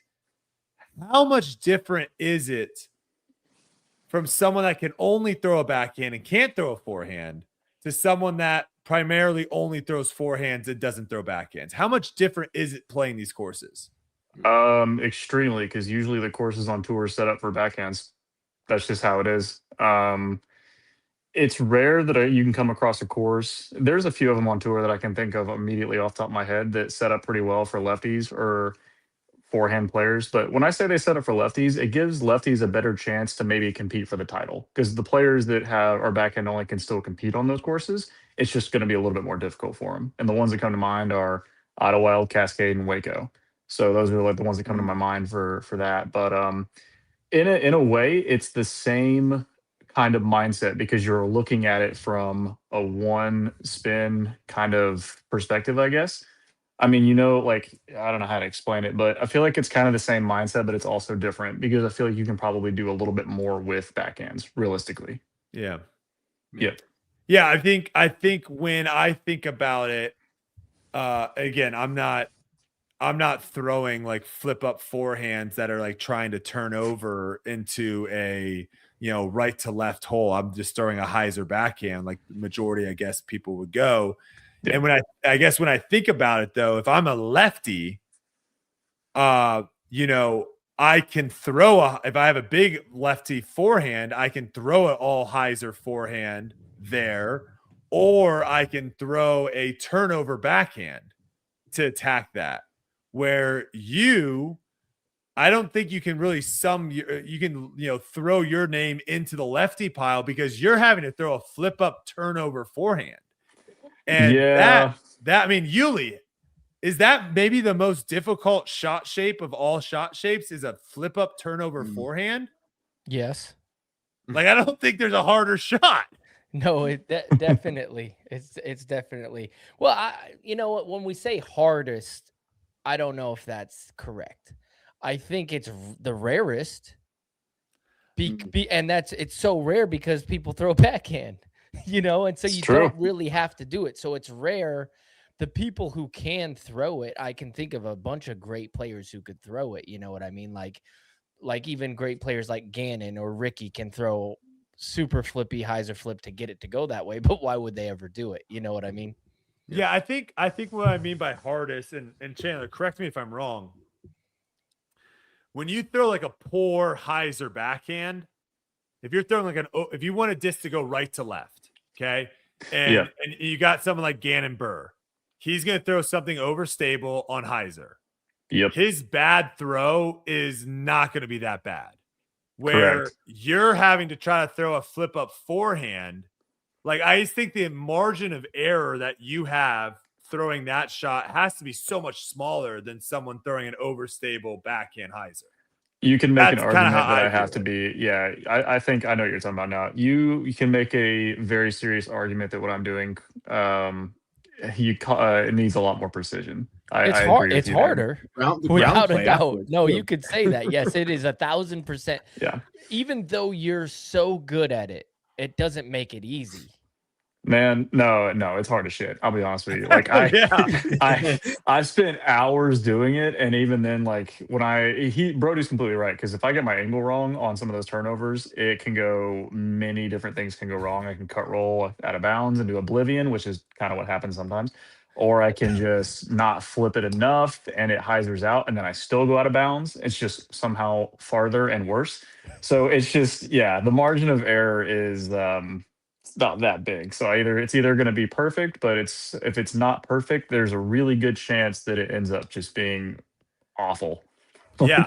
honest. I love chaos. I want to see more chaos. And I've always thought if we wanted the most chaos possible on tour, get rid of every overstable disc. And the only discs you have are understable discs, because how many times have we watched players throw a shot, like as soon as it comes out of their hand, they are not happy with the shot, but because it's an overstable disc, it kind of self-corrects itself. Like if you yank an overstable disc too much over on it, it kind of can sometimes overcorrect and like get a big flare skip, and then it's like not that bad of a shot. If you throw an understable disc and you throw it poorly, you're like having to walk a half mile in the wrong direction to go get your disc. Like it is so bad. I've never seen anyone throw a bad understable disc shot and it turn out good, other than my roller I had on hole 18 at the Jacksonville tournament that I threw into the first available tree and it somehow cut rolled into a perfect roller. Other than that, understand, and Michael said too, like, don't even get me started with windy tournaments. How the heck do you play in windy tournaments? I pray. That's pretty much what I do there. I like the idea that you said about if they got rid of all overstable discs and we just had to play with understable discs, because that means I would be able to play around with 5 discs in my bag right now. I would have to, out of my 30-something discs, I would have 5 left. And I don't know how that would go for me. So do you have discs that are specific to like very specific shot, and you might never like use that disc in a tournament for weeks? Yeah. Yeah, I'm looking at it. Yeah, I do. Yeah. So there's just because you're a forehand only player, you have to have an insane amount of discs that because I would say there was definitely some discs in my bag that I don't use all that often, but after one or two, after 2 tournaments, I'm probably using every disc in my bag at least once, maybe a couple times. But there's some discs that you're just like, they're just chilling in there. Yeah, for 100%. There's like 3 that I can probably look at right now that I haven't touched those in probably about 2 months since like the last time I was in Florida playing in a couple A tiers. But they're there because I know that if I ever run across the shot shape for it, I have it. As a forehand only player, and I think it's probably the same as a backhand only player, my bag is designed to cover every single shot shape I think I could possibly need. But it's specific to my game in the sense of it ranges from extremely overstable to extremely flippy. Like there are some discs that people will give me crap for. There's a disc in my bag called the Odyssey, and some people probably know what that disc is if you've been around for a little while. It's the only overmold that Gateway has. And that thing is borderline unthrowable to a lot of people. I let people mess with it in practice, and they're like, "Wow, thanks, I hate it." And for me, it's unironically like the best mold I got in my bag. It's what I throw for a lot of turnover stuffs. Oh. But yeah, it's yeah, I have like 3 different discs right now in my bag that I haven't touched in months. But like I said, if they're there, if I ever encounter that shot shape, I'd have it ready. As a power forehand thrower, how do you keep yourself healthy? Because like we've seen so many people who are known for these bomb forehands struggle with elbow issues over the years. Like how do you keep yourself prepared? I work out quite a bit, lifting weights, stuff like that. I used to run a lot. I did a lot of cardio. I used to do a minimum of a mile a day, which was realistically more like 2 miles a day. But I really cut back on that and started focusing more on the weightlifting. And I stretch a little bit before the round, but other than that, I have just kind of been used to doing all sorts of throwing sports for all my entire life. So like I played baseball for years. I played ultimate frisbee in college, and then even whenever it's not a throwing sport, but I played a lot of tennis. So my arm is very well equipped. Wait, you played ultimate frisbee? How do you not know how to throw a why don't you throw a backhand? Brody, okay. Brody, I grew up on your trick shot videos. Come on now. Why are you throwing backhand? Why are you throwing backhands? Because forehands flicks were more useful in ultimate. And I think you can kind of agree with that. No, that is true. Yeah, exactly. But it is also nice to be able to throw backhands in ultimate as well. I bet you can. But the amount of times, no, I can. Is it easier to throw? Like, would you say you're better at throwing an ultimate disc backhand than you are a disc golf disc backhand? 100%. Yeah, 100%. Really? Oh yeah. That's interesting. Yeah, absolutely. It is a way different motion. It's a different motion, different release. You have to really bomb kind it? of Can you bomb it though? With the define bomb. Like for ultimate, like they're like you. Yeah. You're not like they're not like okay, we can't go to Chandler for this deep toss.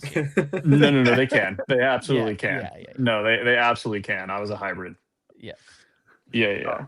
He can do it all. Where would you rank yourself right now with like if someone had to make a list of the best forehands on tour, where would you put yourself on that list? Make a list. I can't rank myself in that list because that feels a little bit too subjective. Give us your top 5 since you are the forehand guy. Give us your top 5 forehands. Not including yourself. Top 5 forehands that you've seen on tour. First one that comes to mind immediately is Sullivan Tipton. That is the first one that immediately comes to mind. Even though it feels a little weird, I kind of have to. And his upshot on 18 wasn't exactly stellar on the last day. Ricky's got a good forehand. He's got a very good forehand. McVest's got a good one. Hold on, there's a couple people I'm thinking of. Because putting me on the spot makes me I can't think of any names off the top of my head. But I actually thought about this list for a good little bit. But there's people that have really good forehands that probably don't get on coverage a ton. But when they do, everyone's like, "Oh my god, their power forehand is insane." Babcock's got a good one, and he uses the one finger. Marweed's is good. He's really good. Crap. But no, the first one I would say underrated. You say Gannon? Yeah. Gannon has a very underrated forehand all the way around. Yeah, I feel like it seems like with a lot of guys on tour, realistically, if you have the power, you don't have the touch. But if you have the touch, you might not necessarily have the power. It seems like it's kind of rare for a lot of people on tour to have both, to really like show it off. Yeah. The single best forehand throw I've ever seen in person is from you, believe it or not, at the 2024 Ledgestone. I was caddying for Brody. You guys were carded together in round 1 at Eureka Temp. And it's hole 8, and you throw into the trees in hole 8. So you have to go to that drop zone at the gap there, and you absolutely end your shot. That shot. I remember that shot. Yeah, man, was I frustrated. Yeah, I absolutely remember that shot. I couldn't believe I did that, for the record. I was like, wow, that's really good. And I think I missed the putt. I could have swore I missed the putt or did something ridiculous. Yeah, like I thought I'd do some. Yeah. Speaking of your putting, the first time I think you came on my radar was, I don't remember what year it was, but it was in Waco. You were on hole 16, and you were just like, you had to have been there for like 2 hours with like 4 discs, it felt like, and you were just putting. Walk me through, because I think that was something that definitely was a limiting factor for you. You would have, you'd play courses that maybe suited your game, suited the forehand, but then your putter was kind of letting you down. So you have now turned into a pretty solid putter. Walk me through, there's a lot of people listening to this that struggle with putting. Walk us kind of through how you were able to go from, what you were to what you are now in that aspect of your game. Yeah. So putting has been a journey for me. It's when I first started out, it was awful. And if I ever shot, I was somehow shooting rounds that were decent with probably below 50% putting from circle 1 and beyond. It was just awful. But the first thing I really cared about was what feels good in the hand. Figuring out, it's got to be a feel thing for me. That's the biggest part. And then for me, it was just listening to my body and developing something that was completely natural. I didn't want to do and look at somebody else and be like, let's copy that, because that's not, they don't have the same body as me. Their mechanics are going to may feel a lot different than what I'm doing. So I really just tried to focus on what was most comfortable for me and then modify it ever so slightly so it still felt natural but was more consistent, whether it be a release point, whether it be like a release angle, something like that. And so I'm at a point now where I'm very comfortable with the discs I have in my bag. I'm very comfortable with my form, my motion, everything. So it's just, at that point, all I have to do is just repeat that process as many times as I can. And the muscle memory kind of builds on itself. And that's kind of where I've been at for, I would say, probably 2 years now, where I've really felt comfortable on the putting green. Yeah, love that. All right, fresh blood, first time on the show. Fan favorite question, pet peeves. So this is your time now to let out any grievances that are on the course, any grievances with other pro players, anything that really gets under your skin that revolves around disc golf. This is the perfect time now to just let loose and let it go. No one will judge you for it. We've never had anyone come on here and say something that has upset an entire community fan base. Right. So Ever. I don't know if never happened. I would call it a pet peeve just because, I have a lot of experience throwing out of bounds. So personally, my pet peeve is whenever you take a meter off, your back foot can't be standing in the out of bounds. I have a massive problem with that. And the reason I have a problem with that is because in hazard, you're all the way set in hazard and it's not a problem, but it's technically recorded as out of bounds as well. Why can't you have your back foot there? It range. Don't get me started. I'm not gonna. Oh, you're saying you don't like the rule that you can't have your back think foot. That rule is so stupid. It's so stupid, man. It is kind of a dumb rule. Yeah, I mean, also it kind of sucks too, because like you have Gannon who's like 8 foot tall, and his stride is gonna. You telling me that little meter is gonna really affect him, or like you telling me he can like feel comfortable like that? Just step in the damn OB. It's not that bad. I think that rule is so dumb. I don't understand it because, like I said, my other excuse or my other like comparison is like if you're in the hazard, you're standing in the out of bounds. What's the difference? Yeah. But that is my The rule does say the entirety of the disc has to be OB. So if the entirety of your body's not OB, you should be fine. So the player should have the same rule as the disc. Yeah. I like it. I love it when players claim that their back foot is off the ground when they throw. Which, if anyone's ever trying to throw a shot, I mean, Yuli, we were just talking about that. Your left foot is what for backhands, your left foot is what generates power. Yeah. Your left foot's on the ground when the disc is out of your hand. Sometimes. Yes, sometimes. I know Like, I generate you power have- from my back leg, but it lifts up whenever I'm tossing. It does lift up, but it lifts up after you've actually gone through your throwing. You have to like actively try to lift your leg up before you throw. Yeah. If you watch the majority of people just throw tee shots, their back leg is on the ground when the disc releases. That's fair. And So I think I love it when people say that. Yeah. The only other pet peeve I can think of is they'll do some coursework, right? They'll cut out a bunch of stuff. And I'm fine with that. I appreciate that. But when you stack it all together and put it in a corner and my disc magically decides to find that area like it does every tournament, that is my funny. thought process is like, if you're going to put it in a pile, either just take the whole thing out or I don't know, burn it. It's just an idea. Like, I don't know. Because man, I love Waco. I love my home course, but there are some areas on that course that first off, I shouldn't have been there, but I mean, that's another topic. But I just was like, you could easily have pulled it literally 10 feet out because the open fairway that everybody walks to like hole 18, like that outside portion, I was like, it's right there. You could just skirt it that way a little bit, but instead it's just on the course and on the hole, and my disc likes to land there. So now you have an awkward footing and everything. Yep. All right, Yuli, you got your question? Yeah. What was your first welcome to the league moment in disc golf? Kind of like you said to Owen, right? Where something happened where you're just like, wow, these people were really good. Yeah. Well, the only one that really, because I was sitting there trying to think about that whenever you asked Owen, I was like, what's my moment? And I thought about it and I was like, well, when I went over to play European Open for the first time and had zero chance of winning, and I was on lead card the final day, I was like, what is these two people decided to shoot 20 strokes better than the entire field? And I'm like, we're getting breadcrumbs here. Like, that's cool. Oh man. No, it was because I think you picked a bad major to pop off there. Yeah, no kidding. You should have picked better. Everyone was like, oh my God, did you see that guy playing all forehands? They're like, who gives a crap? Paul and Eagle are 20 strokes better than everybody. And I'm like, yeah, that's a good point. Oh, man. But no, that was probably the realest moment because watching that in person, it really felt like neither one of them was really messing up. And I was like, they're performing some shots that I don't think I could ever dream of doing. Even like forehand level wise, I was like, there's just no way.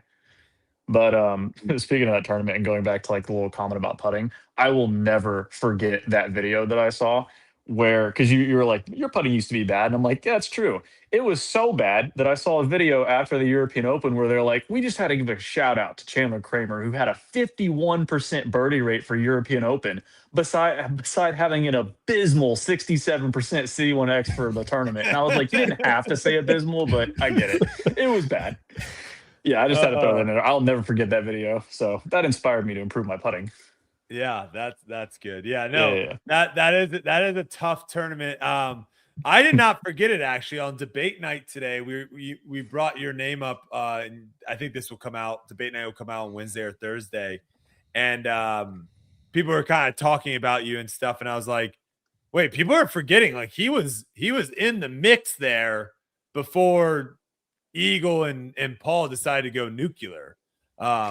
Yeah. So yeah, that's a tough tournament to have like your best major finish when you've got two guys that are just deciding. And we all know that course is scoreable, but I was just happy to be there.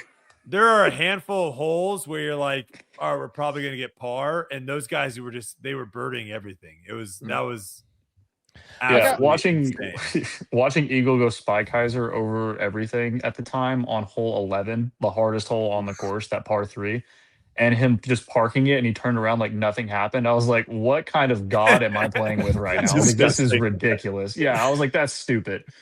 But yeah. Oh, let me throw my flip up forehand. Yeah, I was like, let me throw this flip up forehand. Oh, look, it's out of bounds left side. That's crazy. I got one more question. So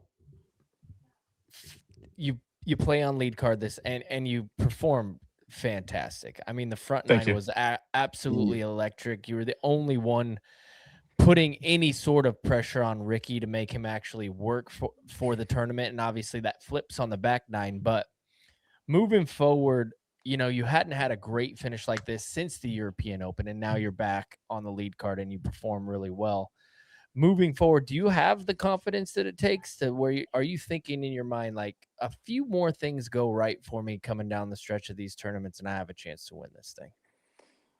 Well, so yeah, it's kind of an interesting thought process because part of me is it's still, believe it or not, it still really hasn't hit that I did what I just did at Supreme Flight. And which I think in a good way, I think it's actually probably a good thing that it hasn't really hit because that means I'm not going to be overthinking anything and be like, oh my God, look at that. It's crazy. But part of me is more looking at the result, the finish, and being like, okay, I can 100% do that again. And the other thought process is even though it hasn't really hit, I am acknowledging mentally that I just played really well on a course that truly doesn't set up for my game. And I know that there are a lot of courses this year that I have played semi-decent to pretty dang good on. And there's also some courses I played great on. So when I get there, if I can continue to kind of build on this, there's legitimate title run chances this year. And I kind of talked to Brian Earhart and told him about something, but we were kind of discussing because he was like, man, yeah, it's been a while, like since you've, been on lead card. And I was like, yeah, well, at the end of 2022, it kind of feels like I left off at the end of 2022. And because kind of like, there's like a few years there where very up and down roller coaster through a lot of different things. And so it feels like I'm kind of back where I should have been 3 or 4 years ago. And I'm excited because at this point, I'm just having fun and I'm just happy to be out there. That's really all it came down to it. And my head is in a very great space. That's awesome. Yeah, I think the mental side, we just had Own on. She was talking about how the mental side of it is so important. And I think in a sport like disc golf where you're out there for hours and hours and hours, not even just playing in the rounds, but practicing, the mental side really, really can come after you. You have rounds, and I just have to say this, that is one of my favorite things at any tournament is I look at the leaderboard and wherever we are on the leaderboard, and I look up and I'm like, how the hell did Chandler shoot that? Because I think about it and I'm like, this place is not a forehand dominant player. That's a real, don't take that as an insult. That is a complete compliment. No, I look at it and I'm like, what? Chandler shot 9 under? This is crazy. If it makes you feel any better, I love getting that reaction because people are like, how the hell did you do that? And I also like, even if it's not like an entirely good round, I love looking at some like people looking at scores and they'll be like, I wonder how he shot. They'll click on my like scorecard and they'll be like, oh, he birdied that hole. And they'll think about it and be like, wait a minute, how the hell did he do that? And unless you see it in for birdie, people are going to be like, wait a minute, that's someone got that wrong on the scorecard. I'm like, no, I promise, I got it. And but no, that's the one that makes me. And I always tell people like, it's always fun to sometimes watch me play because there is no telling. I'm either if I shoot a really good round or if I shoot a bad round, I'm probably going to birdie a hole that I don't even myself think I'm going to birdie. So like it's just part of it. And the one that comes to mind because Alden Harris, he has told me a couple different times on occasion. He's like, it's the best shot I've ever seen, period, throughout disc golf. Y'all remember Music City? That really dumb par 3 that's so short and it's like whatever the wooded one with the Mando on it. Oh yes. Yeah. You ever see that hole get two'd by just throwing a forehand flip up? No. Alden has, and he was like, "That's the dumbest shot I've ever seen." We got done with the round. He shook my hand and said, "That is the greatest shot I've ever seen." And I said, "Thank you." And he walked off and said, "I might quit." Yeah, that was like a flex backhand shot. Yeah, I threw a flip up needed. turnover putter, and the angle that it came out of my hand was probably as close to. So, like, if that's like 90 degrees, so this is like 180. I think I threw it 180 degrees, and it flipped all the way over in full flex. It was one of the best shots I've ever thrown in my life. I was like, I can't believe I did that. The spectators were like, "Oh my god!" And I was like, and I like stepped up to like the 20-foot putt or whatever. I was like, "Please don't miss this! Please don't miss this! Please don't miss this!" I was like, "This is my only chance to birdie this hole ever." I was like, "Please don't miss this." Yeah, you get the video clip, guys. We saw the greatest shot ever with a forehand by Chandler, but he followed it up with the most abysmal putt inside. It would be that is some crap I would do 100%. No, it killed me because every time I do something ridiculous where I throw some shot that is just out of this world, it never's on film, and I'm just like, damn it, like no one's ever gonna believe me. But maybe now they will because they saw me play a little bit, and they're like, I guess I could see it. They're like, I guess I could see something crazy happening. But all right, no, I love that reaction, Yuli. I have the same reaction. We appreciate you hopping on, Chandler. Please give the audience that are watching where they can maybe follow you on social media if they want to watch more of these crazy shots that you post on your social media. And then also here's your time to thank any of your sponsors that you've got. Cool. Yeah. I'm on Instagram. It's like C Kramer. And then I think there's probably a few underscores. And excuse me. Big shout out to my sponsors. I've got Full Bag with Gateway, Hooligan, Discology, Cardinal, Dry Bags, and Big Country Beef Jerky. Those are my sponsors. If you support me, I would highly recommend checking them out. And basically, because like I said, they support me, go support them. And I think that's all I got. Love it. Thanks so much for coming on, man. Congratulations from qualifying in to making league card there, final round. Impressive stuff, man. We wish you the best the rest of the season. Thank you. Thanks for having me on, guys. Yep, take it easy. All right, there you have it, Chandler Kramer. Great guest. From qualifier to qualifier, because he qualified for USDGC with that. So he went from qualifying on Monday to qualifying for USDGC. We got to get him back on. He was a funny little kid. All right, before we end the podcast, can I have 2 stupid rants? Can you guys give me 2 stupid rants? Yeah, heck, sure. Is that okay? Stupid rants. Do we have the right to judge you for the rants? Yes. No. Yes. Yeah, This is an open platform. You can judge all you want. Okay. Casey White might have wore one of the worst shirts I've ever seen. Round 2. Did you guys see this shirt? No. That he wore in round 2? Put up the picture. This shirt, I don't know if Mike can grab it. Mike, if you can get it, or Gary, if you can get a screenshot of it. Round 2. This shirt, and I don't know if anyone in the chat can agree with me. This shirt, I have never been so pissed off in my life seeing a shirt on coverage. I hated it. I did not like it. Blurry thing? Yes. Oh, I couldn't did not like it. It looked like he had something naughty on the back of his jersey that like DGN was going in and blurring, and I couldn't pixeled. The reason why I hated it is my brain couldn't understand. Same. And every time he was throwing, I could only look at the pixelated jersey. My couldn't watch eyes his were doing this. It was driving me absolutely insane. And Casey, if you're watching this, never wear that jersey again, please, because my brain could not handle it. I did not like it at all. Okay, SBGFL just says the coolest shirt I've ever seen. Okay. You know what? Go buy the shirt, SB. Go buy the shirt. There we go. No. I don't like that, man. There's something on the back. I don't like that. It looks like, yeah, it also looks like it's like buffering. It looks like my I'm not watching in HD. Can't stand it. Can't stand it. Okay, second rant, stupid rant. Again, these are stupid rants. Second stupid rant. Let me first say this to all of our listeners, okay? I think what Powerball is doing when it comes to what they just announced, they're putting $100,000 more into the Tour Championship. They're also doing that ace thing for, the spectators and fans, where I think at the end of the day, they're going to give away with $30,000 regardless of whether someone makes it or not. I think that money's going somewhere.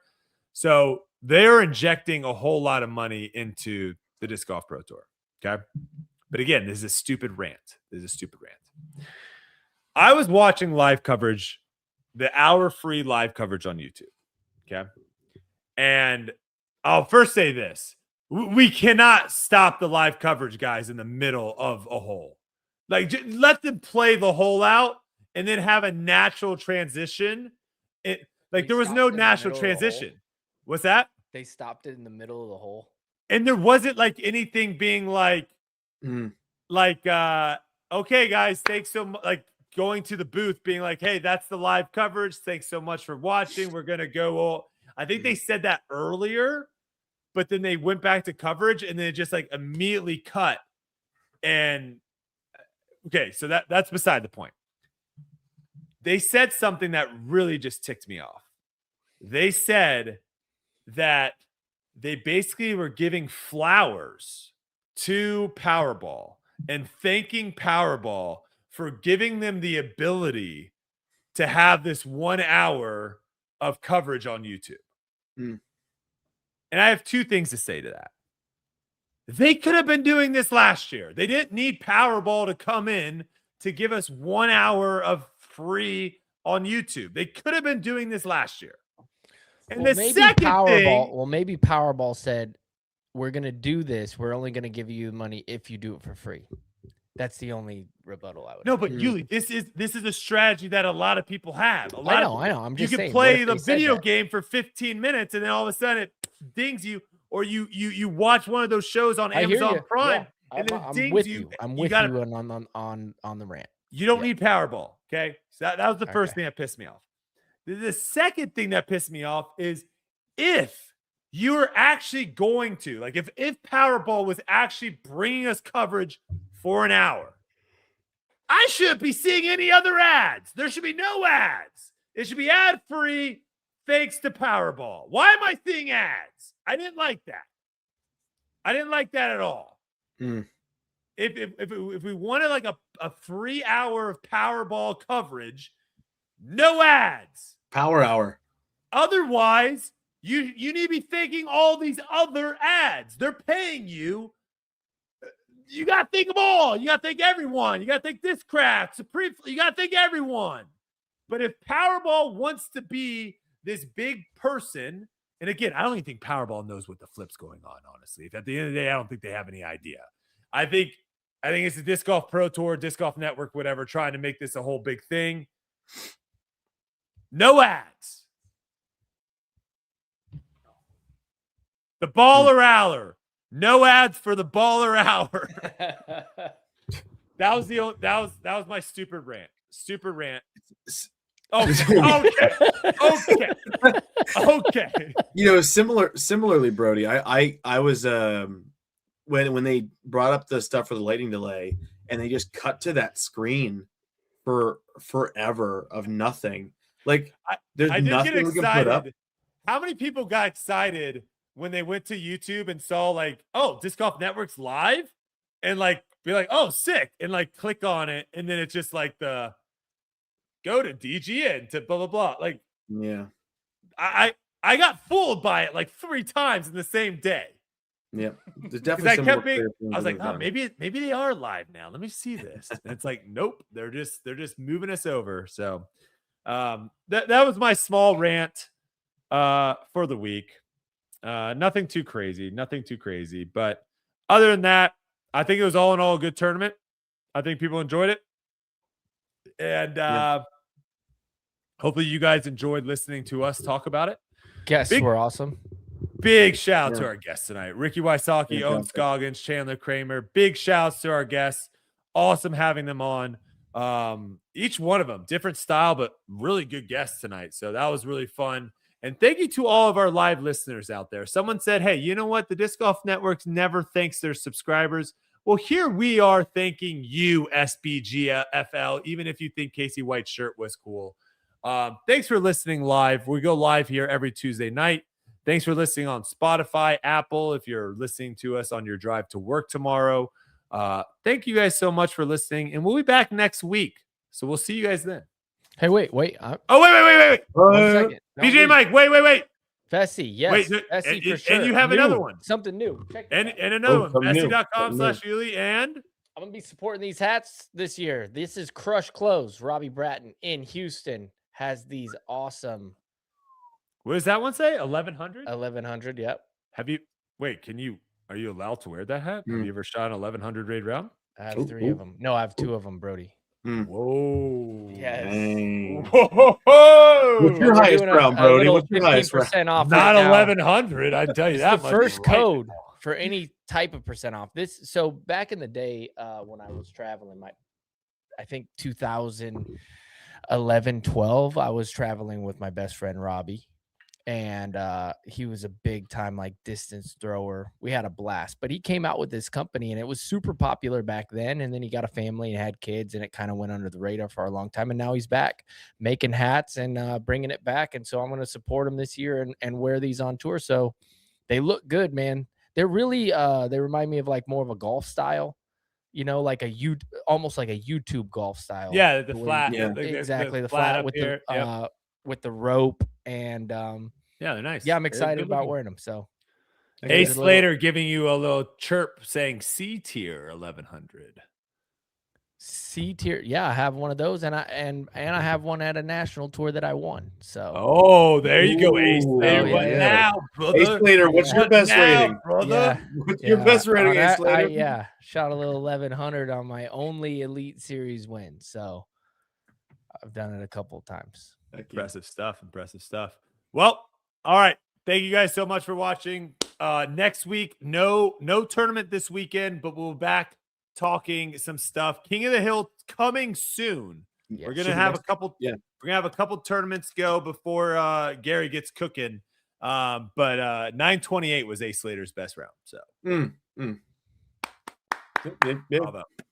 All right. Thank you guys so much for watching, and we'll see you guys next week.